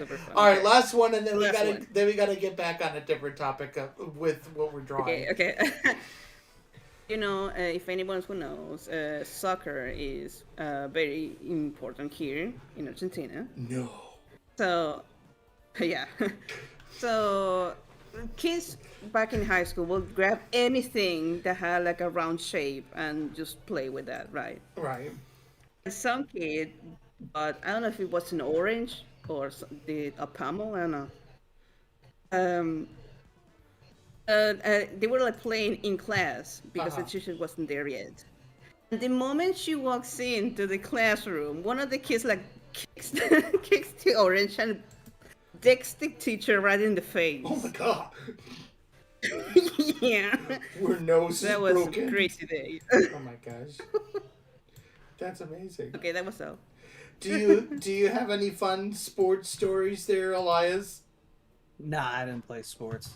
Oh. Okay. That was it. About this, Michael.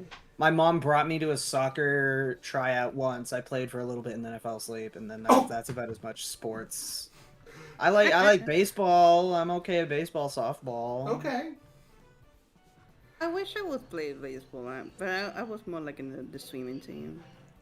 I'll never forget it. Apparently, I played soccer when I was like really, really little, and they always put me in goalie, and so I would just pick dandelions and weeds in the grass, and you know, like they have it on video, and you know, oh my gosh, I did one track meet in junior high that my parents will never let me live down for the rest of my life. It was absolutely horrible. I can't believe that I did what I did. First off, okay, so I was running track and field. Okay, so I was doing the 4x400. I think it was. It was the one where you go around the track like a couple times. And I don't know what I was thinking, but I would start off the race really, really strong, and then when I turned the curve to get to like, because you know how like on the football stadium there's like the home side and then there's the visiting side, and there's normally like nobody on the visiting side. It's like very, very small, and meanwhile the home side is just like bustle like that's where everyone is. So I would get to the visitor side and I would just start walking, right? I'd just walk and try and catch my breath, and then when I came back around in front of everybody, I would run, but I wouldn't just run. I would throw my hands back in the air, and I did the Sonic the Hedgehog run. And apparently my parents were so embarrassed because I ran in front of everybody, but then I got around that corner and I just started walking and thinking no one could see me, but there I was, just walking. Everyone's going, oh my god, this is unbearable. I can't believe he's doing this. It was one of the worst experiences, apparently, of their life, and mine too, because I had to run, but you know, I never did track and field after that ever again. I'm not a sportsy guy. I love basketball. I love football. I love swimming, but no, I'm not a track person. Not for me. So yeah, I can't believe that my pink elephant story got a bigger laugh than me running like Sonic the Hedgehog in front of everybody, thinking I'm tricking them. Michael. Running like Sonic isn't as cringe as running like Naruto, so you're fine. But the Sonic one... And I did both. That was the Naruto run. Like, today's Naruto run was our Sonic run. Yeah. That's fair. Yeah. Yes, Michael was a little weeaboo before it was even a thing. But, anywho. I was a weeaboo right on time. Yes, you were. So the 2010s were like very big in that. Yeah. I mean, 2010s, what was I doing? I was graduating college and messing up my life even further. But, anywho. There I was in the 2010s making the Naruto, like, hands thingies, you know. The hallways. Yeah. In the hallways with my other Say. Yeah. Suya. Graham Gator. Naruto. Believe it. Naruto. Graham. I had a friend in high school was say like, mite mina, when we were like talking to each other. It was really funny. I can't stand that weeaboo culture, like the whole Michael, it was the 2010s. Nani? Like, no. I mean, today, yeah, but back then it was like the hot stuff. Everything's a going to cake. Cake? Yeah. That's not what it is at all. Kiyakaku. That's what you're thinking about. What the hell? Pissing Love me how off. passionate you got there.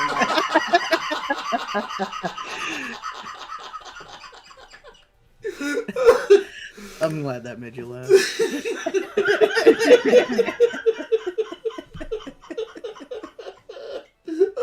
That was really good. Don't piss me off.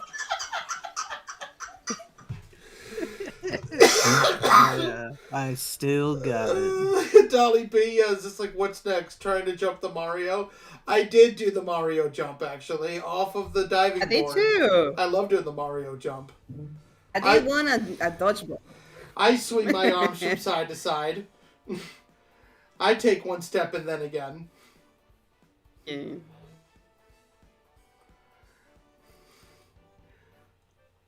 So, oh my gosh.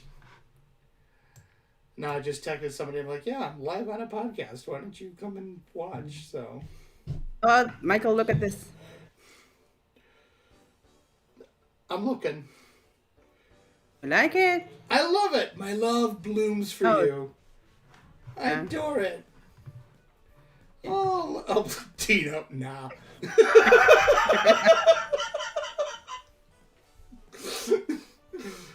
Oh, very well done.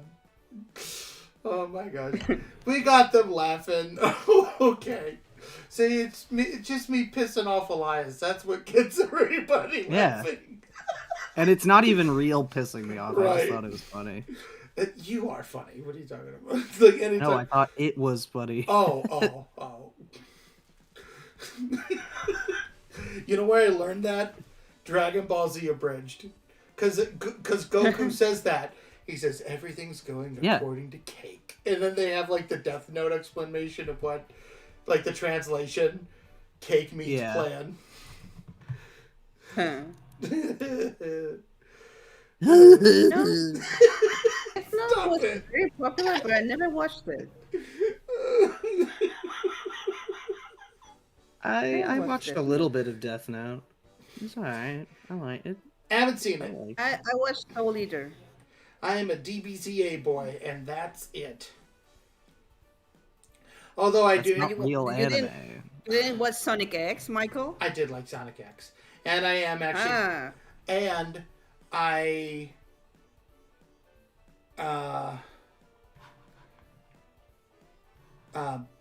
sorry, hang on one second. Evangelion was another big one. I never saw Evangelion. Yeah, I never saw that either, so... You gotta. So I It's hear. really fun. Yeah, so... It's really cool. Yeah. Sorry, someone that I timed out came back, so hopefully they will,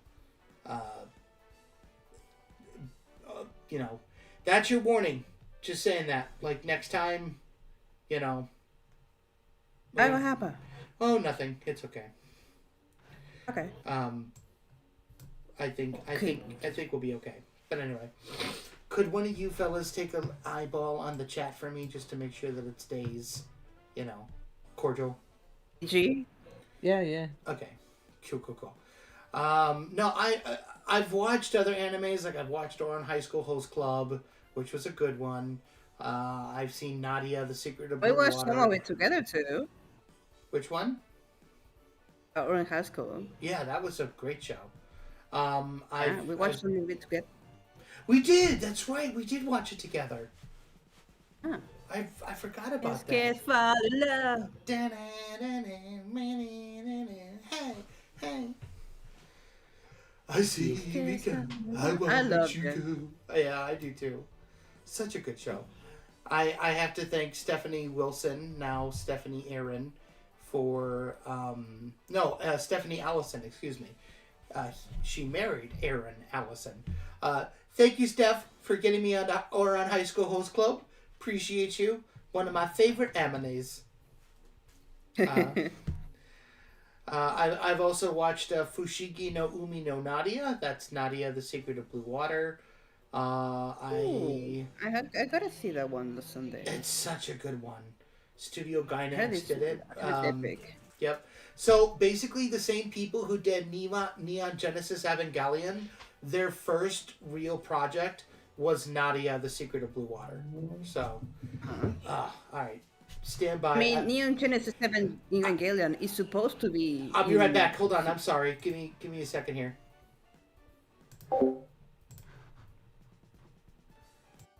I was saying that actually Neon Genesis Evangelion is like a continuation, but they couldn't like continue like with the characters. They just like made a whole new roster of characters, but it's supposed to be like being share the universe. Oh, sorry. Good, you had to watch. Yeah, I know I should watch it. There's so many things I gotta watch. Listen, if you ever like in a depressive state, I was a Neon Genesis Evangelion is like the best anime to like watch in this kind of state. Isn't it sad? Yeah, but it's weird. It's weird. You have to experience it. Okay. All right. Sorry about that. I'm back. Okay. Sorry for all the interruptions. So. It's okay, Michael. I mean, we haven't taken a break yet. If you got to deal with something, we could go on a short break. No, that's right. We haven't taken a single break today. Oh, we have not, have we? So, all right. We'll tell you what. We're gonna take a quick break. We'll be back in about. Give us 5 minutes. In the meantime, before we go on break, here's a little reminder that we do have merch still. So just in case you need to know where to find it, here you go. Salutations! This is Featherton Fella with cracking news! Chucky Chicken merchandise is finally here! Yes, that's correct. A delightful collection of wares featuring the lovable rooster and his pals. We've got everything from shirts to socks, caps to cardigans, mugs, stickers, and very soon we'll have pins!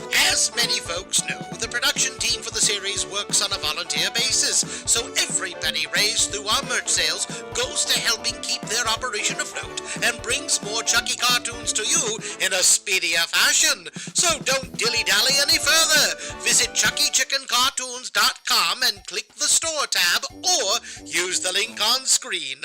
Once again, thank you for your patronage, and we hope to fill you in again soon. What kind of film department are you running down there, Fox? Oh, come on. I just bought there. We need a clean slate. I want you all to meet Chucky Chicken. I'm starting to think that maybe what it takes to be a famous director just isn't in me after all. Hey, And, Chucky. I'm rambling a bit, aren't I? Yes!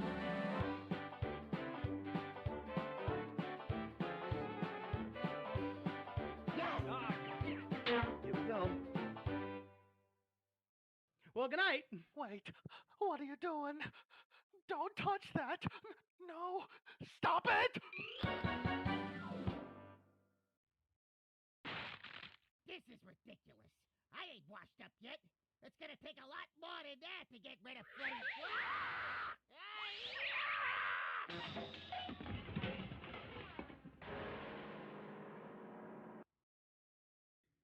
Cheese and crackers. What are you putting in this water, kid? Soap? Soap and water. Like a clean soup. I love it. Oh.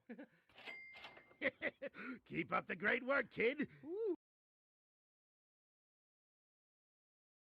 Attention, everyone. I want you all to meet Chucky Chicken. We already know Chucky, Miss Chelsea. We sure do. Fair Duncan best janitor this side of the reefer.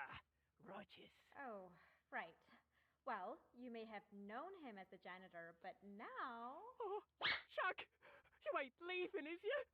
You was me best mate! I thought I was your best mate. No, he's the new co-director. Oh, well, Okay. Now I'm just embarrassed. thought he was some kind of rat. Lovely. Thanks for the fanfare. Hi kids, Chucky Chicken here. Remember when you're trick-or-treating, be sure that you only go to neighborhoods and areas that you know really, really well. Near him up.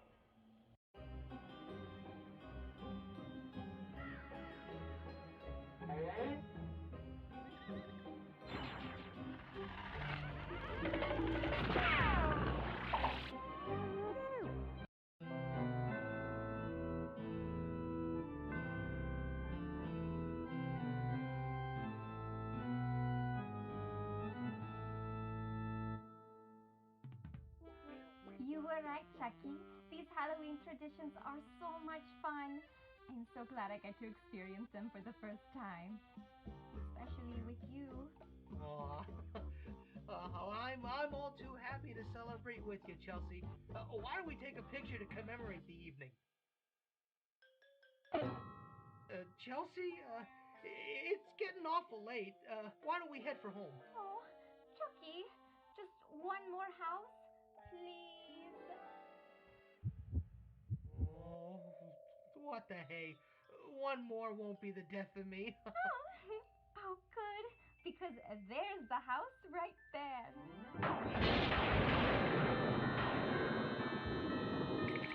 The old Grayson Manor!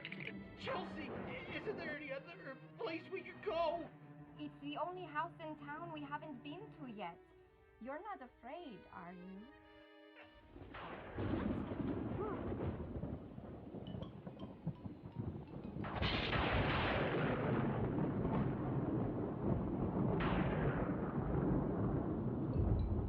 Well, this is just perfect. The weatherman said nothing about it raining.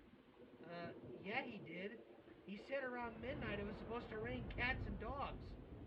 I don't see any cats or dogs. It's an expression. Whatever. Just rap on the door. You rap on the door.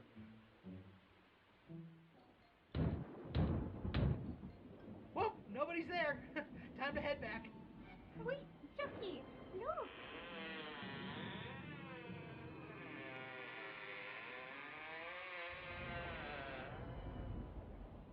Chelsea, I've got a bad feeling about this. Oh, come on, Chucky. I doubt we are in any real danger. If you say so.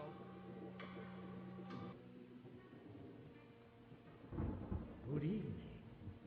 Very funny, Chucky. What? Don't play games with me, Chucky Chicken. I know it was you who said... Good evening. Who said that? That was not you.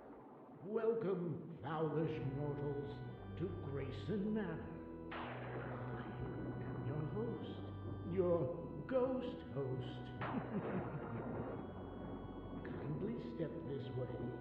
We seldom have visitors, and there is much to see in this delightfully dilapidated place. Thanks anyway, but we gotta get going home. I'm afraid there's no turning back now. Huh? Do not be frightened prematurely. You shall not be harmed, but you also shall not leave without a proper tour of our home. Now, let us begin. Wonderful! This is most exciting! Come on, Chucky! As you can see, the residents of this ghostly estate have been cooped up for centuries and have been dying for company. Chucky, isn't this place exciting?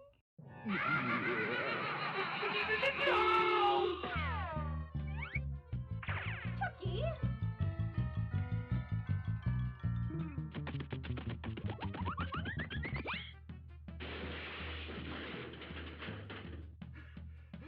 Okay.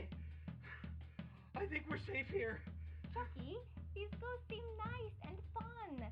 I think they enjoy haunting this place. Oh, yes. You can say we grim, grinning ghosts love to come out and socialize.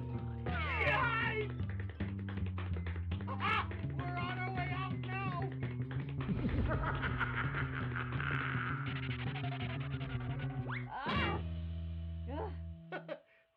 What do you want?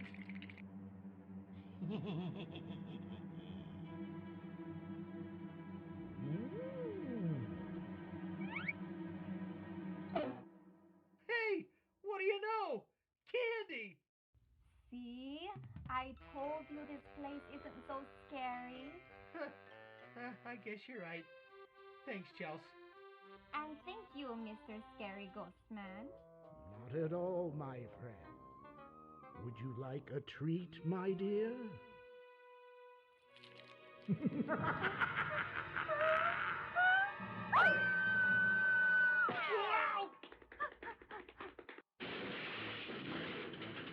gonna tell you something now. They should have quit while they were ahead.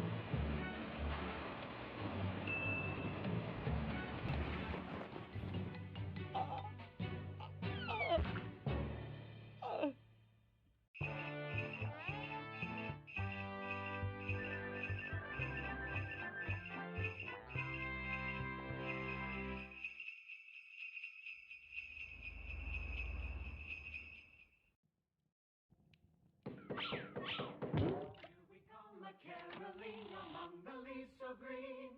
Here we come a-caroling, so happy to be seen. Love and joy come to you, and a Merry Christmas too. May God bless you and send you a Happy New Year. May God send you... Alrighty. And we're back. Sorry about that, folks. Yeah, I know we said it was going to be a little bit of a shorter break, but you know, things happen. So, but yeah, we are. I'm sorry. What's my fault? No, it's not your fault. It's nobody's fault. It's totally fine. Oh, Michael. Yes, Tino. I'm willing to be a scapegoat. Oh, okay.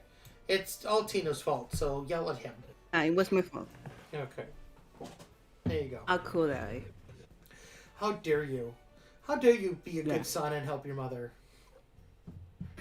Michael, you're not doing this well. Oh well. Anyway. I'm not. I'm good at taking the blame, not shifting. Somebody puts a monkey on my back, I give it a banana and say, "You stay as long as you want." So. And you say that. Yeah. Cat Fox says, we saw some other shorts on the break. I guess I'm used to seeing it cut off on the Halloween short. Yeah, all of our shorts are available in color and full length, by the way, on the channel. So full Technicolor. Yeah, so please go check them out.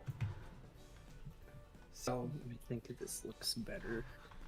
Let me switch on over and see. I'm just fixing up the Vero one because her head was weird. This happens all the time, folks. We gotta go back and just gotta make it pretty. Yeah, I had some trouble with some animation this past week, so yeah, it's only fair that you get to critique me back. Yeah. Well, you know, that's what we do. We help each other grow as artists. We listen and we don't judge. Exactly. And when they fall, we point and laugh as we're helping them up. As long as, like, you know, we've known them long enough for that to be true. Well, I mean, it's like that memes of friends reacting to you falling down the stairs. Like this that one friend that says like, "How did the floor taste?" Yeah. The one says, "I hope you're okay." Yeah. Yeah. Harvey, we commented on the glasses. He is putting those in as well. So Yeah, we got I those just on want the to break. make sure her nose is right first, because I mean that's kind of important when you're placing Yeah. glasses. Exactly. Yeah, this is better. Yeah. All right, Tino. Which one are you gonna do next? I'm gonna finish my dinner. Okay. And I'm thinking on. I don't know. I feel like I want to make more obscure characters this time. Yeah. Because you know, we need Tommy some and more. Sylvia is just like the classic. Oh. Okay. We do need more art of some of our We do. ancillary characters, so no complaint.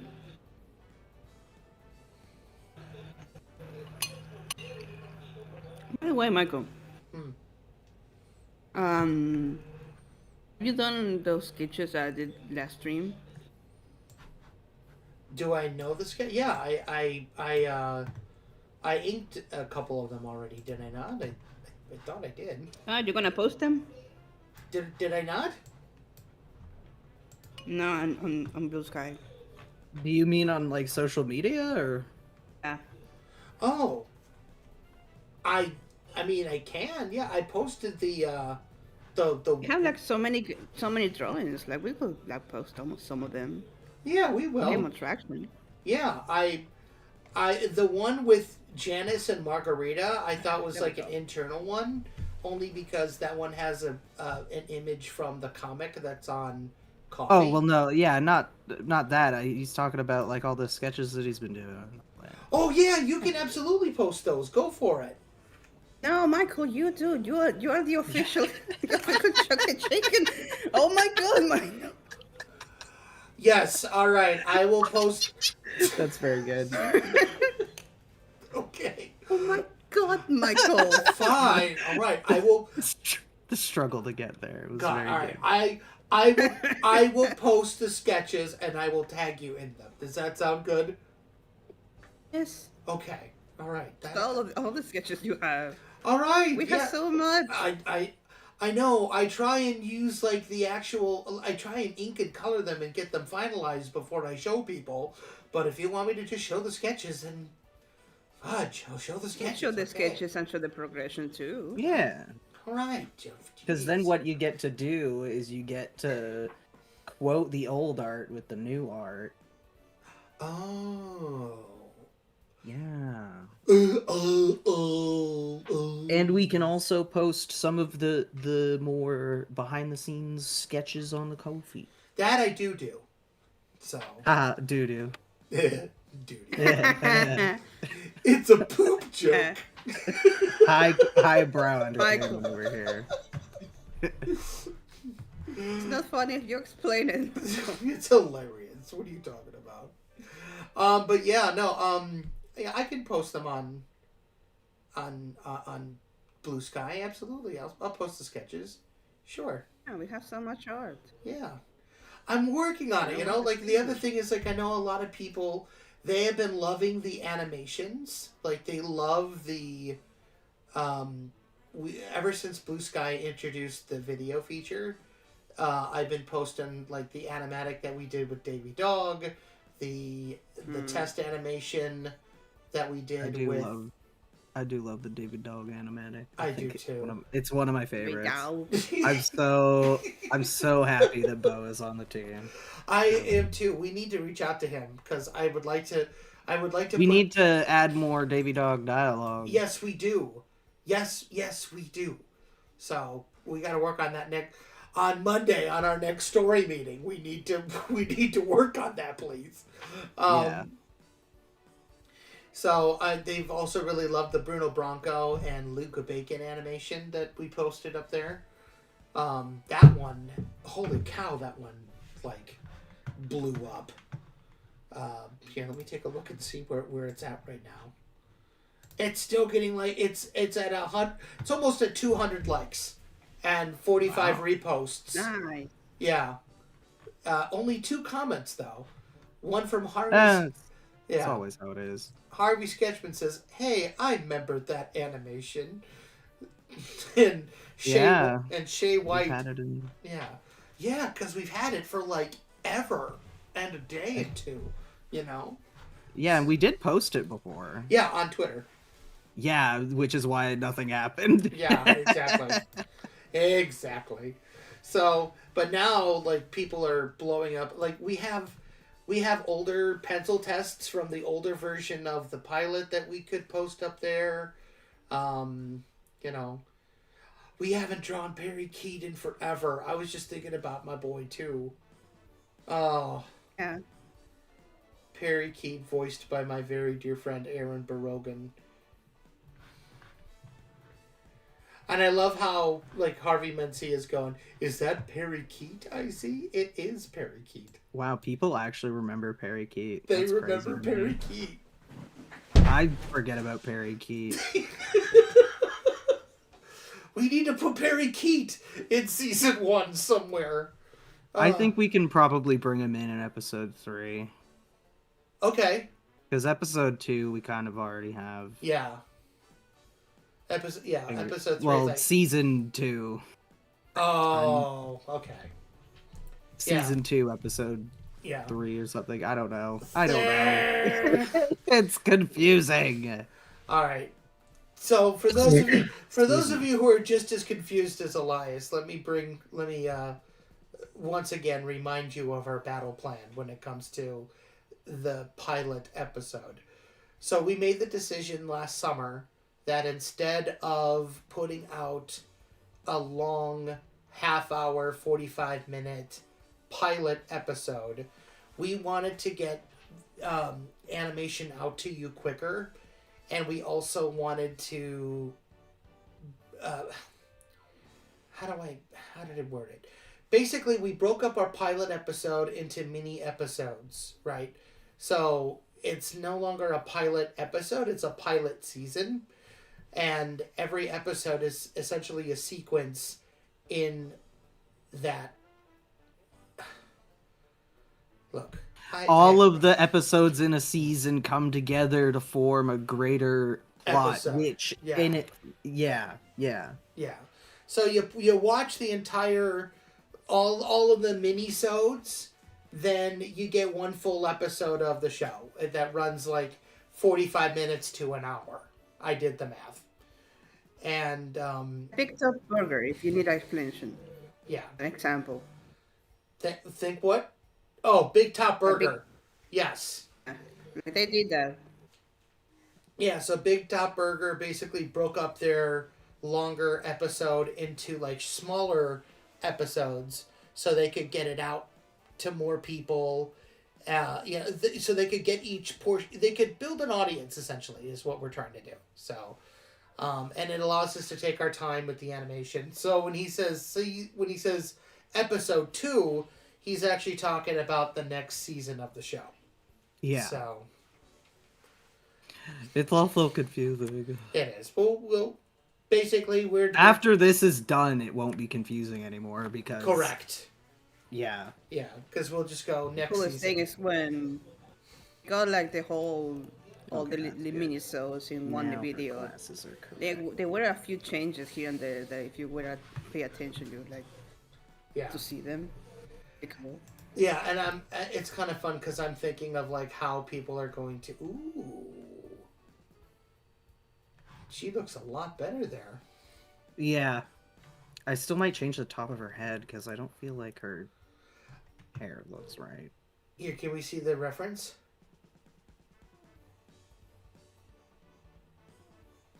It's bigger. Mine's too small. Well, let me see. You had the reference. I'm not looking at it right now. Well, I was just looking at it. So. Okay. All right. Well, then make it bigger. I am. Oh, okay. Gosh. Your stream apparently is... Your stream is frozen on my end for some reason. I don't know what's going on. I don't know. Should be working fine. I don't know. Now her hair is gone, so, you know. Well, yeah, because I removed it. Okay. I'm going to put new hair in, but I'm going to put her actual head in first. Ha. Head. Ha ha ha ha. That's where you think from. It's where your brain is. That's so funny, lol.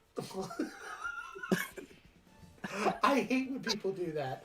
They laugh and then they say lol. It just drives me insane. It's like, pick one. It's funny.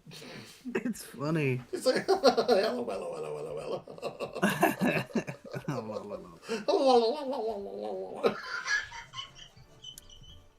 Let me, Oh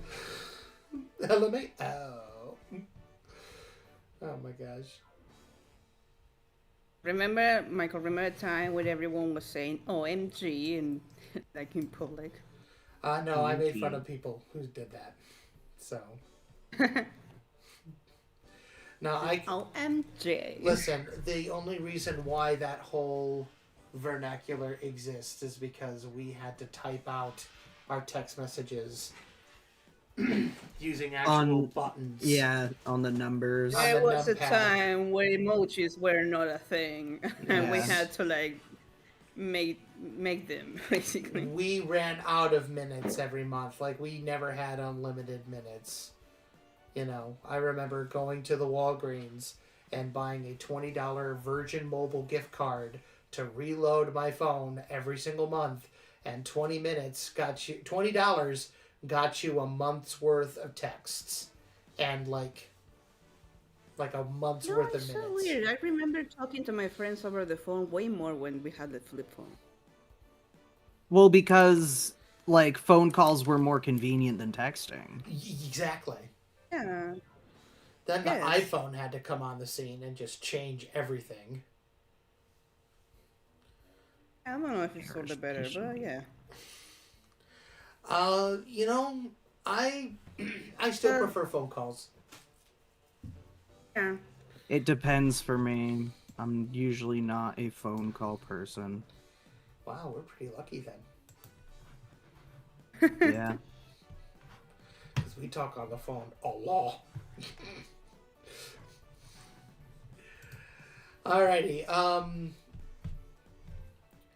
so it's better. it's Yeah, she's like lifting her hair to read. Oh, I'm gonna go back and let's see how it's looking. Ooh, look at her being all schmexy and stuff. Wow. Eyes bulge out of head.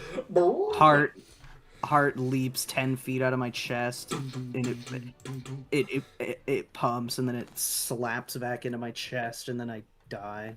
Sick. Yeah. Okay. I'm happier with this now. I think that looks a lot better. That looks fantastic. So on to color. Oh, but I started the other one. Oh, we'll finish the other one then real quick. Okay, let me... Do you want me to keep the glasses and the face separate? Oh, I'm coloring it, aren't I? Yeah. Please. Yeah. Okay. Then this one. Yeah. She's just peeking out behind. I thought it was cute. Yeah, I think it's adorable. Alright, we'll go back to Elias here. Oh, look at that little lamb. Yeah. Elias had a little lamb. That's not Anna. I'm gonna close that. Anna's not the little lamb? Oh no, I switched to looking at Vero's reference. I need Anna's reference. Oh, okay. I'm just grabbing it real quick. Oh, there you go. There we go. Yeah. Oh, here By the she way, is. did y'all like the new colors that I gave Anna in the comic? You'll have to point them out to me, because I don't know if I really noticed them. You know what? Should we since we have our biggest fans here, should we like show the comic, like a panel of it here? Is it not posted yet? It's on Coffee. It's exclusive on Coffee. Yeah. So, you know, trying to... I mean, if we show it here, it'll be public. Well, one panel will, but not... Oh, yeah, okay, one panel. We can show one panel. Yeah, we'll show a panel. I gotta find it here. Hold on. Comics. Yeah, I called it Getting the Point.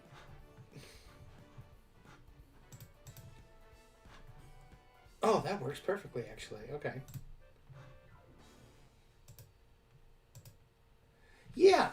So here's an image from our most recent thing that we did over on our Coffee. We've uploaded an exclusive comic over there, and if you want to see it for yourself, you gotta be a member of our member of our Patreon. Not anymore. Not by. We don't have Patreon installed. Yeah. So yeah, I adjusted her colors a little bit. Here, let me add another image of. Let me just add another image of Anna here so I can show you what I did. Harveyman says that he has a question. I see now what you've done here. Oh, you do? Yeah. It didn't register at first, but this is like her old color scheme. Yeah. I think the top could use more contrast. Hang on.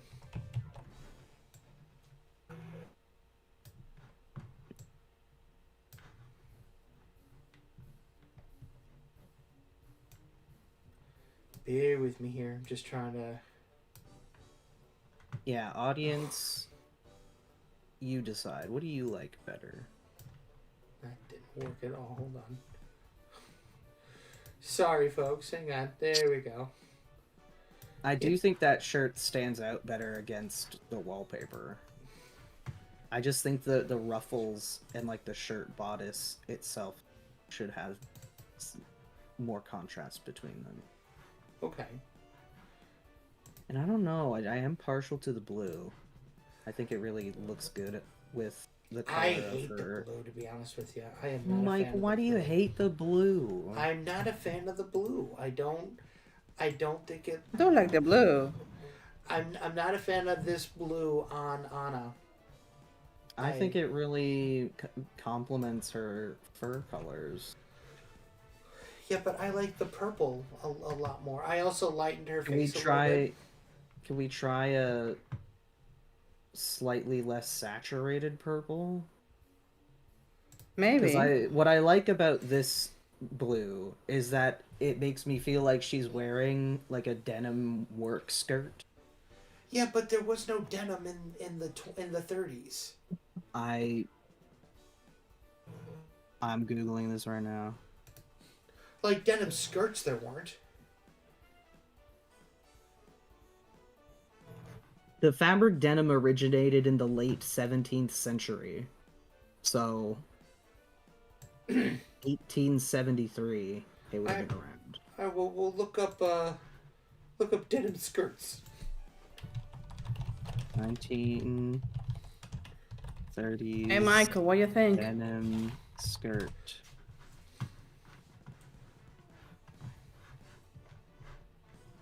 Oh wait, 1930s.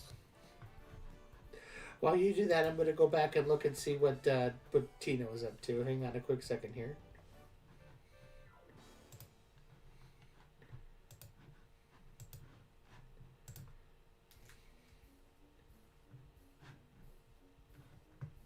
Oh, I like that. My heart for you is off the charts. I like that a lot.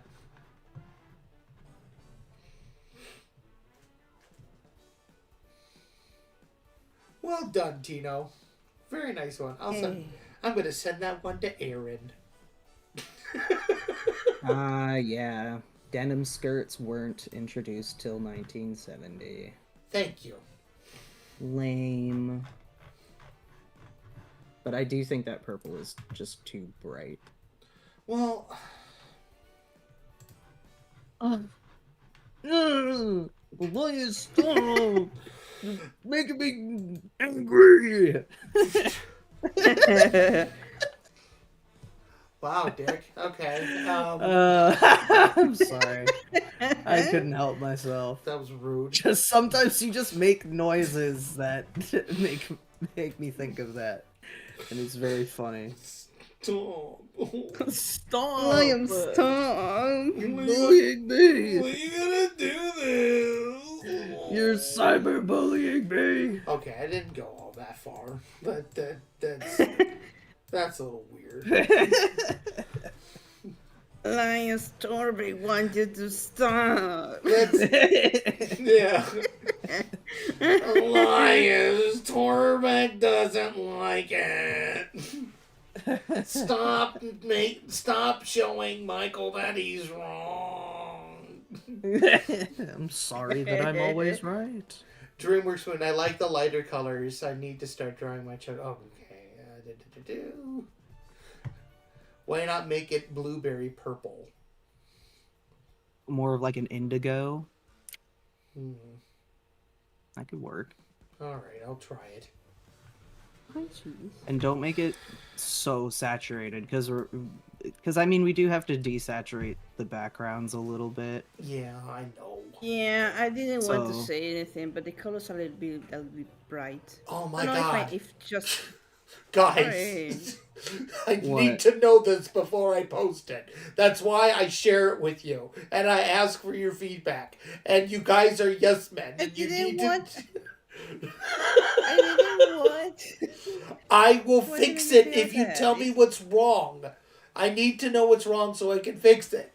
Genuinely, I did not notice that you changed her colors at first. I just looked at it and she looked normal, and I was like, yeah, that looks right. But now that I've looked at them side by side, I see. To me, all kind of like saturated colors are like a nice strain on me. That's just a me thing. That's why I always like these saturated colors. So I don't know if I am the wrong, or it's something that if someone else is thinking about, because I'm a sensitive guy. Well, no, like if you are sensitive to it, I'm sure there are other people who are sensitive. Like if I feel like you're wrong, I will fight for it, right? Like if I'm up for changes, I will say, okay, you know what, we'll give it a shot. We'll see how it goes. But if I am dead set on something, I will say, ew, no, you're wrong, and fight you on it until I win. Like, that's just, that's just who I am. Have you won, Michael? Yes, I've won. You won a couple times. Yes. Like the jean skirt thing just now. I did. I just won the jean skirt thing. I didn't win the camera thing. I mean, I don't do the thing to like the camera angle. Yeah, no, that. It's just that I personally. I kind of won that because we're doing a different scene, so That doesn't mean you won. That means we're doing something else. We'll call it a draw. If that makes you feel better. A little bit. Kind of a little bit. Saying, I'm not trying to have one up on you or not anything, Michael. It's just like, to me, it's like maybe it's my eyes that are wrong. Oh. Well, no, I just avoid.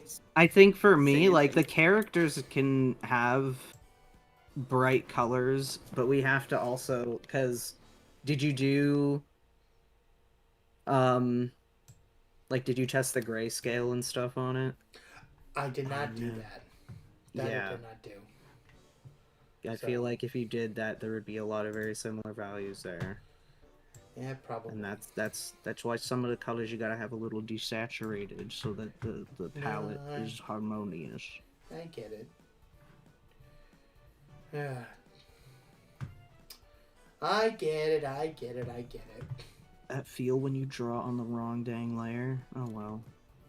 Why are blueberries called blueberries when they're clearly purple? Because blueberries rolls off the tongue more than purple berries. That's so true. Big Fruit calls the shots. Big Fruit. You called? Oh my God! Stop. Have you seen the Oh, comedian? hello, Papa? HR. How are you? Like this. I'm fine. Michael. BF is Michael. HR. What? Michael, have you seen the one puppet that is like a comedian? The whole skit about like blue foods. Oh yeah. Randy It's like, Feltface. name one blue food. And Blueberries. It's like blueberries. And blueberries are fucking purple. Tino. Like he goes off. And... Yeah. Sorry, but It's it like, was part of the Brayden skit, can't have anything blue. It's like, oh. What? Blue is not a color that comes naturally in our food source. So, it's like a neon blue, you know. Like, have you ever seen like a watermelon pink, like a hot pink? And never mind, because watermelons are watermelon.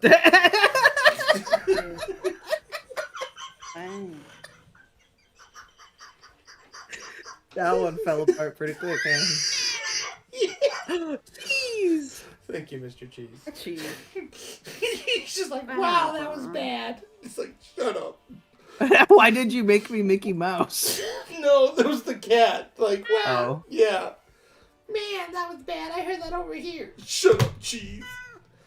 Oh, Mr. Cheese is now. Oh, there he is, everybody. We have Mr. Cheese. The special third. Wants to go outside, fourth but host. you're not supposed to go outside at night, Cheese. Yeah, that's how you got dehydrated. You know the big mean cats are outside at night. And the even scarier dogs. Thanks. I don't know why. But really, this like. I just. Why did you do the noise? I don't know. I'm so tired. No, but really, there's one cat that is like gray and white, and he's just so mean. Mr. Cheese, for those who are wondering, who are brand new to the channel, that is the name of Tino's cat. Yeah. So he is an orange little tabby. Hence the name. Orange. Senor Queso. But we call him Mr. Cheese. You're spreading his govy without his permission? You're doxing my cat? I mean, I didn't know I could do that, but alright. The only cat whose govy is public of mine is Leaf. Because Minty isn't technically her name. Really? No, it's Mint. Oh. Oh. You just dox your own cat. Well, I'm allowed to do that. Yeah, it's his cat. Yeah, okay. And let me guess, Gum is actually Gumball? No. Gumsifer? That's pretty good. There. No, it's Gumdrop, which is boring as hell. Dang it. He does have like 3 names that we usually call him. Gumdrop, Gum, and Gummy? No, we never call him Gumdrop because that name sucks. Gumby. Gumby. I tend to call him either worthless. Sorry. Go ahead. I call him Gumbo. Gumbo. Call him Mr. Bubblegum. Bubblegum.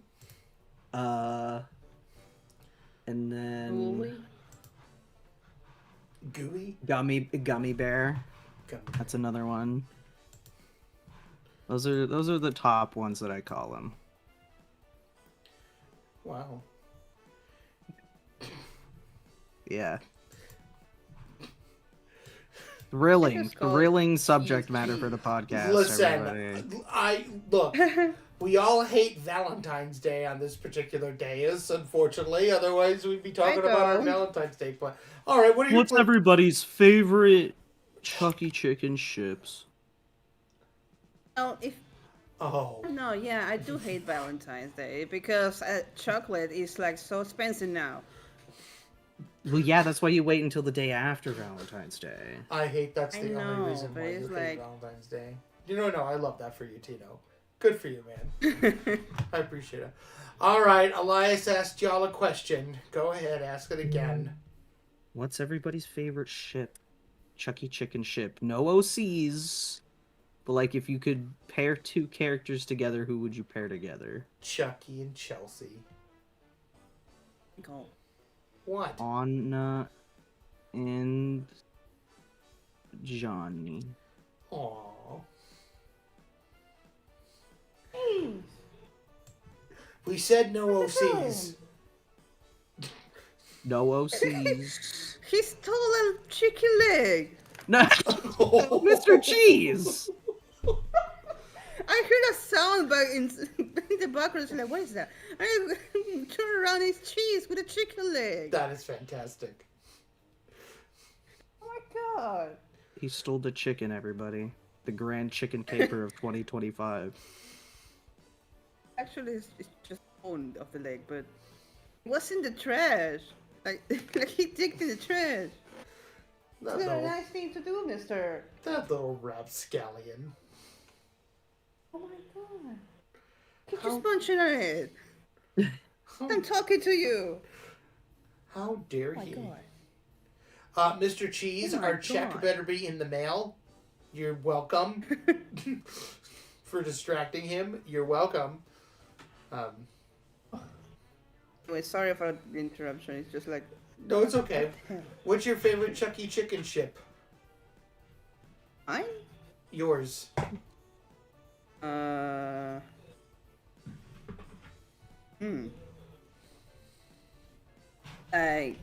Non-canon or canon? You do whatever you want. I like Sylvia and Tommy. That's a good one.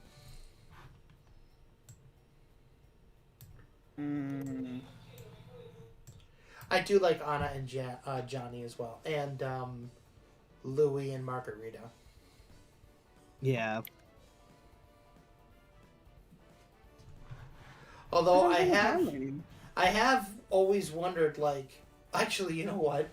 I don't know if you remember this or not, Elias, but once upon a time when we were doing those improv sessions with Tom Ruger, one of the prompts that we did was Tommy Turkey and Margarita McCaw going on a blind date. Oh my god. I don't like that. I like it. That's like... It's funny, but also, yeah. It was bad. That's a little too real for old school Hollywood. Yeah. Yeah. And he's not just all there, but he's also your boss. Yeah. Oh my god. This was before we even did all the Oh yeah, that was still like when Yeah. Tommy was like the landlord or whatever, right? Yeah, he was kind of like the bad guy. Yeah. So. That's even worse. Well, Margarita was also, like, I think, kind of a bad guy at the time. She was. Oh. Yeah. We were trying to expand our villain roster. Now she's just misunderstood. She's an anti-hero. Yeah. Currently. With I mean, all she's the... not going to be nice for a while. Yeah, she's not. You're not... I mean, it's not going to be one of those things where character development is, like, instant. Nope, we want you to hate the characters, but then fall in love with them. Yeah. We want them to have a bit more substance. Yeah. Freaking... heart shape. Upside down butt. Yeah. Oh my gosh. She's a quote diva. Yes, she is. Okay. Non-canon ship. Like if you had your choice, like who would you want to put, like what characters would you want to put together? I had an interesting one. Let's hear it. I've always wondered what it would be like if Margarita went out on a date with Chucky. Chucky? With Chucky? That could be interesting. Yeah. But I don't think they... I don't think they have the potential for long-term success. Will she be frustrated? They're very much a Piggy and Miss a Piggy and Miss Kirby and Miss... Kirby and Miss Piglet. Yeah, it's Kirby and Miss Piglet. Do it for you. When all I do is for you. Piggy. I want to... Love the Kirby. I want to see Luca Bacon and BB. Like Abe Hogsley? Wait, are you talking about No. Like Bruno's? Yeah. Really? I don't know. I think they look neat together. They have an interesting character design dynamic that itches my brain. So, we're not role-playing this. We're not role-playing this. You're gonna eat that? I feel like baby will flirt first, and he says yes. It's like, oh, dang it. Yeah. It actually worked this time. Hiya, hot stuff. To be honest, I didn't plan ahead. I didn't think I'd get this far. It's all good. What about No, you? I meant BB. Oh. No, like BB is like the first one to like flirt, but everyone says like no. Normally, I do this in reverse, if you get what I'm saying. What? I normally take the girl out on a date first, not after.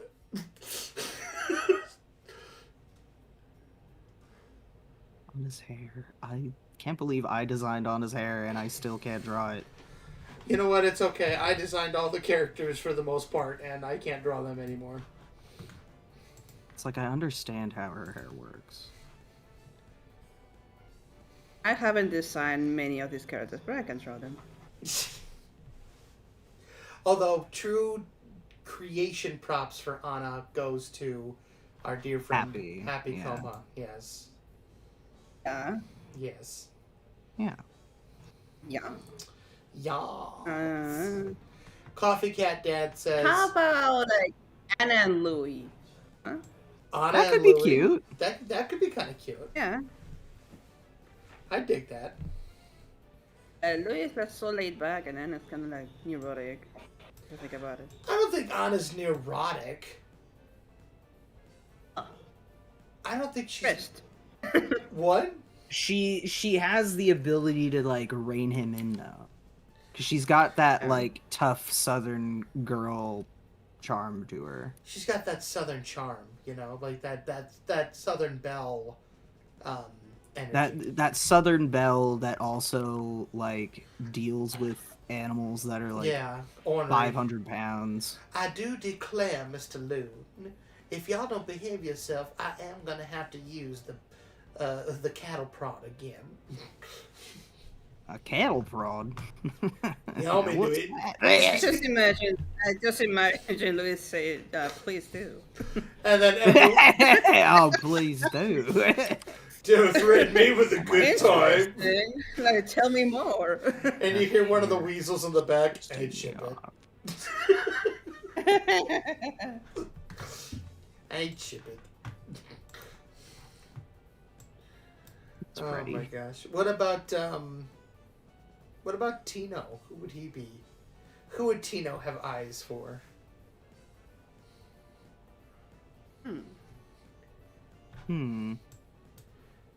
Indeed.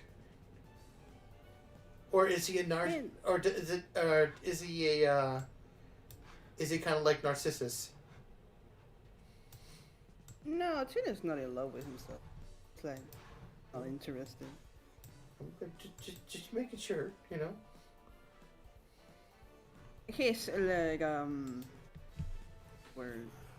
vegetarian, if you will. A vegetarian. So he's into plants.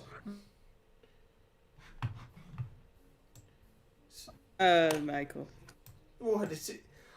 I They like Coke. He likes Pepsi. You know what I'm saying?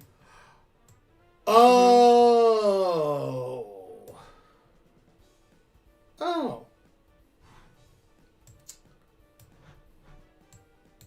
Johnny. It's fine. You know what? You know what? I would like to see, I would like to share. Go for it. Like all my powers. Yes. Vivi and Rosette. Yeah. There, I said it. There, I said it. I had a hunch. I've seen some of your artwork. I've seen the way that you make those two look at each other. Yeah. I like them together, okay?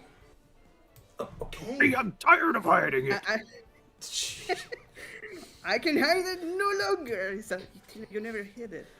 It's right there.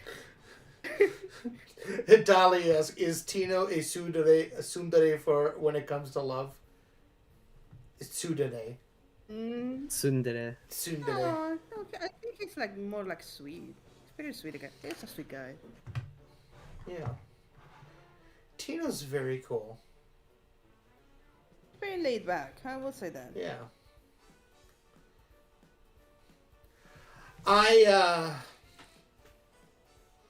We'll talk after stream. I'm gonna be honest. If he will be like the kind of guy that exasperates you because you never know if he's actually being for real. Oh yeah. Yeah, I've had I like that's say, hey, wanna go on a date? Yeah, sure, why not? It's like that was fun. Fun of me or yeah. No. Sure, why not? Sounds like a great time. I feel like you're being sarcastic. No, absolutely not. Like you're just naturally giggling. What do you mean? I am absolutely not making fun of you. Yeah. What? Me? No, I don't make fun of people. Chucky walks by. What up, loser? Hey, Chuck, sir, don't call me that. Really nice Chicorino. Remember oh my gosh, that was going to be a Louis, that was going to be a trait of Louis Loon for a very long time, that he never called Chucky by his name. He would either call him Chaz or the Chuckmeister or Chuckarino. So, yeah, we nixed that real quick. That was not going to happen. I mean, they are best friends. He will be really mean. Yeah. Did Elias go away? Cause no, I'm trying to make it look good. Oh.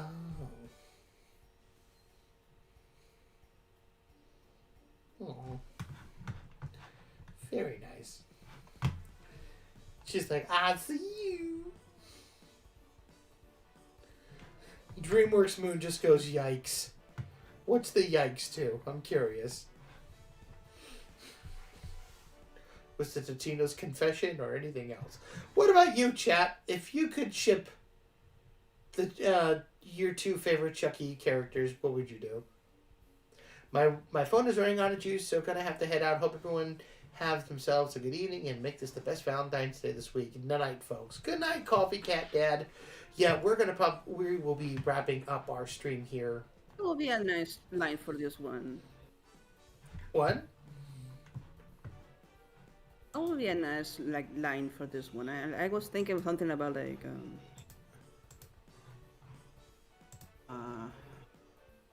got nothing. What is it? Wait, let me see. Which one?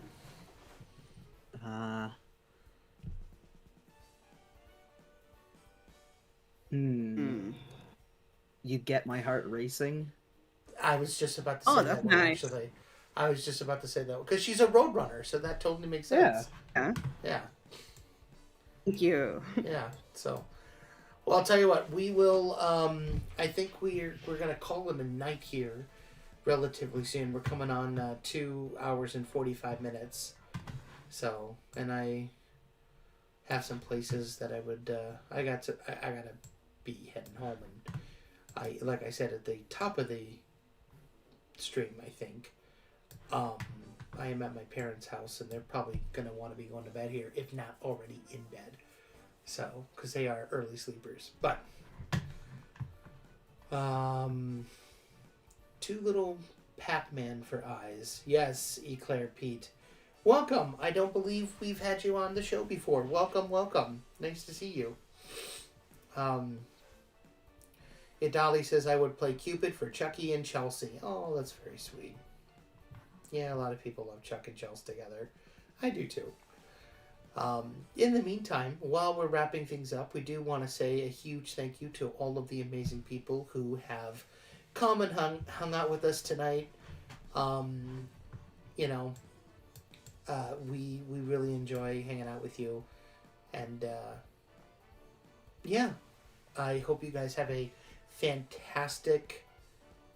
Graham Gatter says I'm going to probably hit the hay. Yep, we're going to be wrapping it up here right about now. So, any final notes or any final words from you guys before we close out? Am I forgetting anything? I don't think I'm forgetting anything. I don't know. I don't think so. Okay. I found out what I'm putting on this one, though.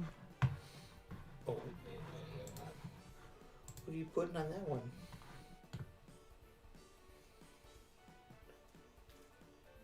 Oh, will you be mine? EYEU. Very cute. I like that one. Oh, I should put her tail in there, actually. No. Probably. Probably. Maybe, perhaps. Maybe. So, yeah, we will be... Yeah, so we're going to be wrapping up right now. All these awesome Valentines we will have ready to go for Friday, so you can print them and you can... Or you can just digitally send them to people. So please be on the lookout for that. And we'll also share our older Valentines so you can compare and contrast. I think you guys are really going to like basically the glow up that we've had with these guys. So yeah, again, we go live every Wednesday at around 5:30 Central Standard Time. Typically, we like to go for 2 hours, minimum hour and a half, maximum 3 hours. If you like this show, and we really hope that you did, please make sure that you hit that subscribe button and ring the bell so you don't miss out when we do go live or when we upload anything new. We are working on a couple of really cool things coming up down the pipe. We're going to be doing more comics. We're going to be hopefully doing some voice stuff with you guys here pretty soon. We also are, we got some more behind the scenes stuff that we're going to be showcasing coming up. And yeah, we just love the fact that you're here.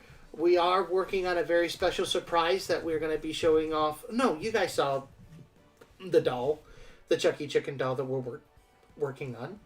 Yeah. So we should be sending that in for to get samples within the next week or so here. Yeah, so that'll be good. And if there's anything that you guys want to see, we love the fact that you hang out with us every week. Thank you so much. If you don't have a Valentine, don't worry. You can be our Valentines. We love you so much. Thank you for hanging out with us. This was a lot of fun. And make sure that you follow us on all of our social medias. We are on Instagram, we're on Blue Sky, Facebook, and we're also on Newgrounds. So you just got to look up Chucky Chicken Cartoons and you will find us. So please be sure to show your love for us. And if you are monetarily able to and you want to get even more access to behind the scenes stuff, go drop us a couple bucks over on coffee. $1 gets you the lowest tier and you get access to, like we talked about before, exclusive comics, behind the scenes stuff, one-on-one interview. I'm actually going to be posting an interview that I did with Stan Beard, the original musical director for Disney on Ice. I've had that sitting for the better part of a year that I'm going to go ahead and finally edit and put out there, as well as an interview I did with Tom Adcox Hernandez and Candy Milo. So we'll put those on the coffee for you guys so you have access to it. And that'll be a really cool perk. Other than that, like there's some really cool stuff happening over there. a couple of these finished will be over there. So we're very excited about that. And again, yeah, we're just going to go ahead and close it out. Like, comment, subscribe. Yeah. Thank you. So there you go. So for the Cluckin Crew, this is Mike Cook. I'm Elias.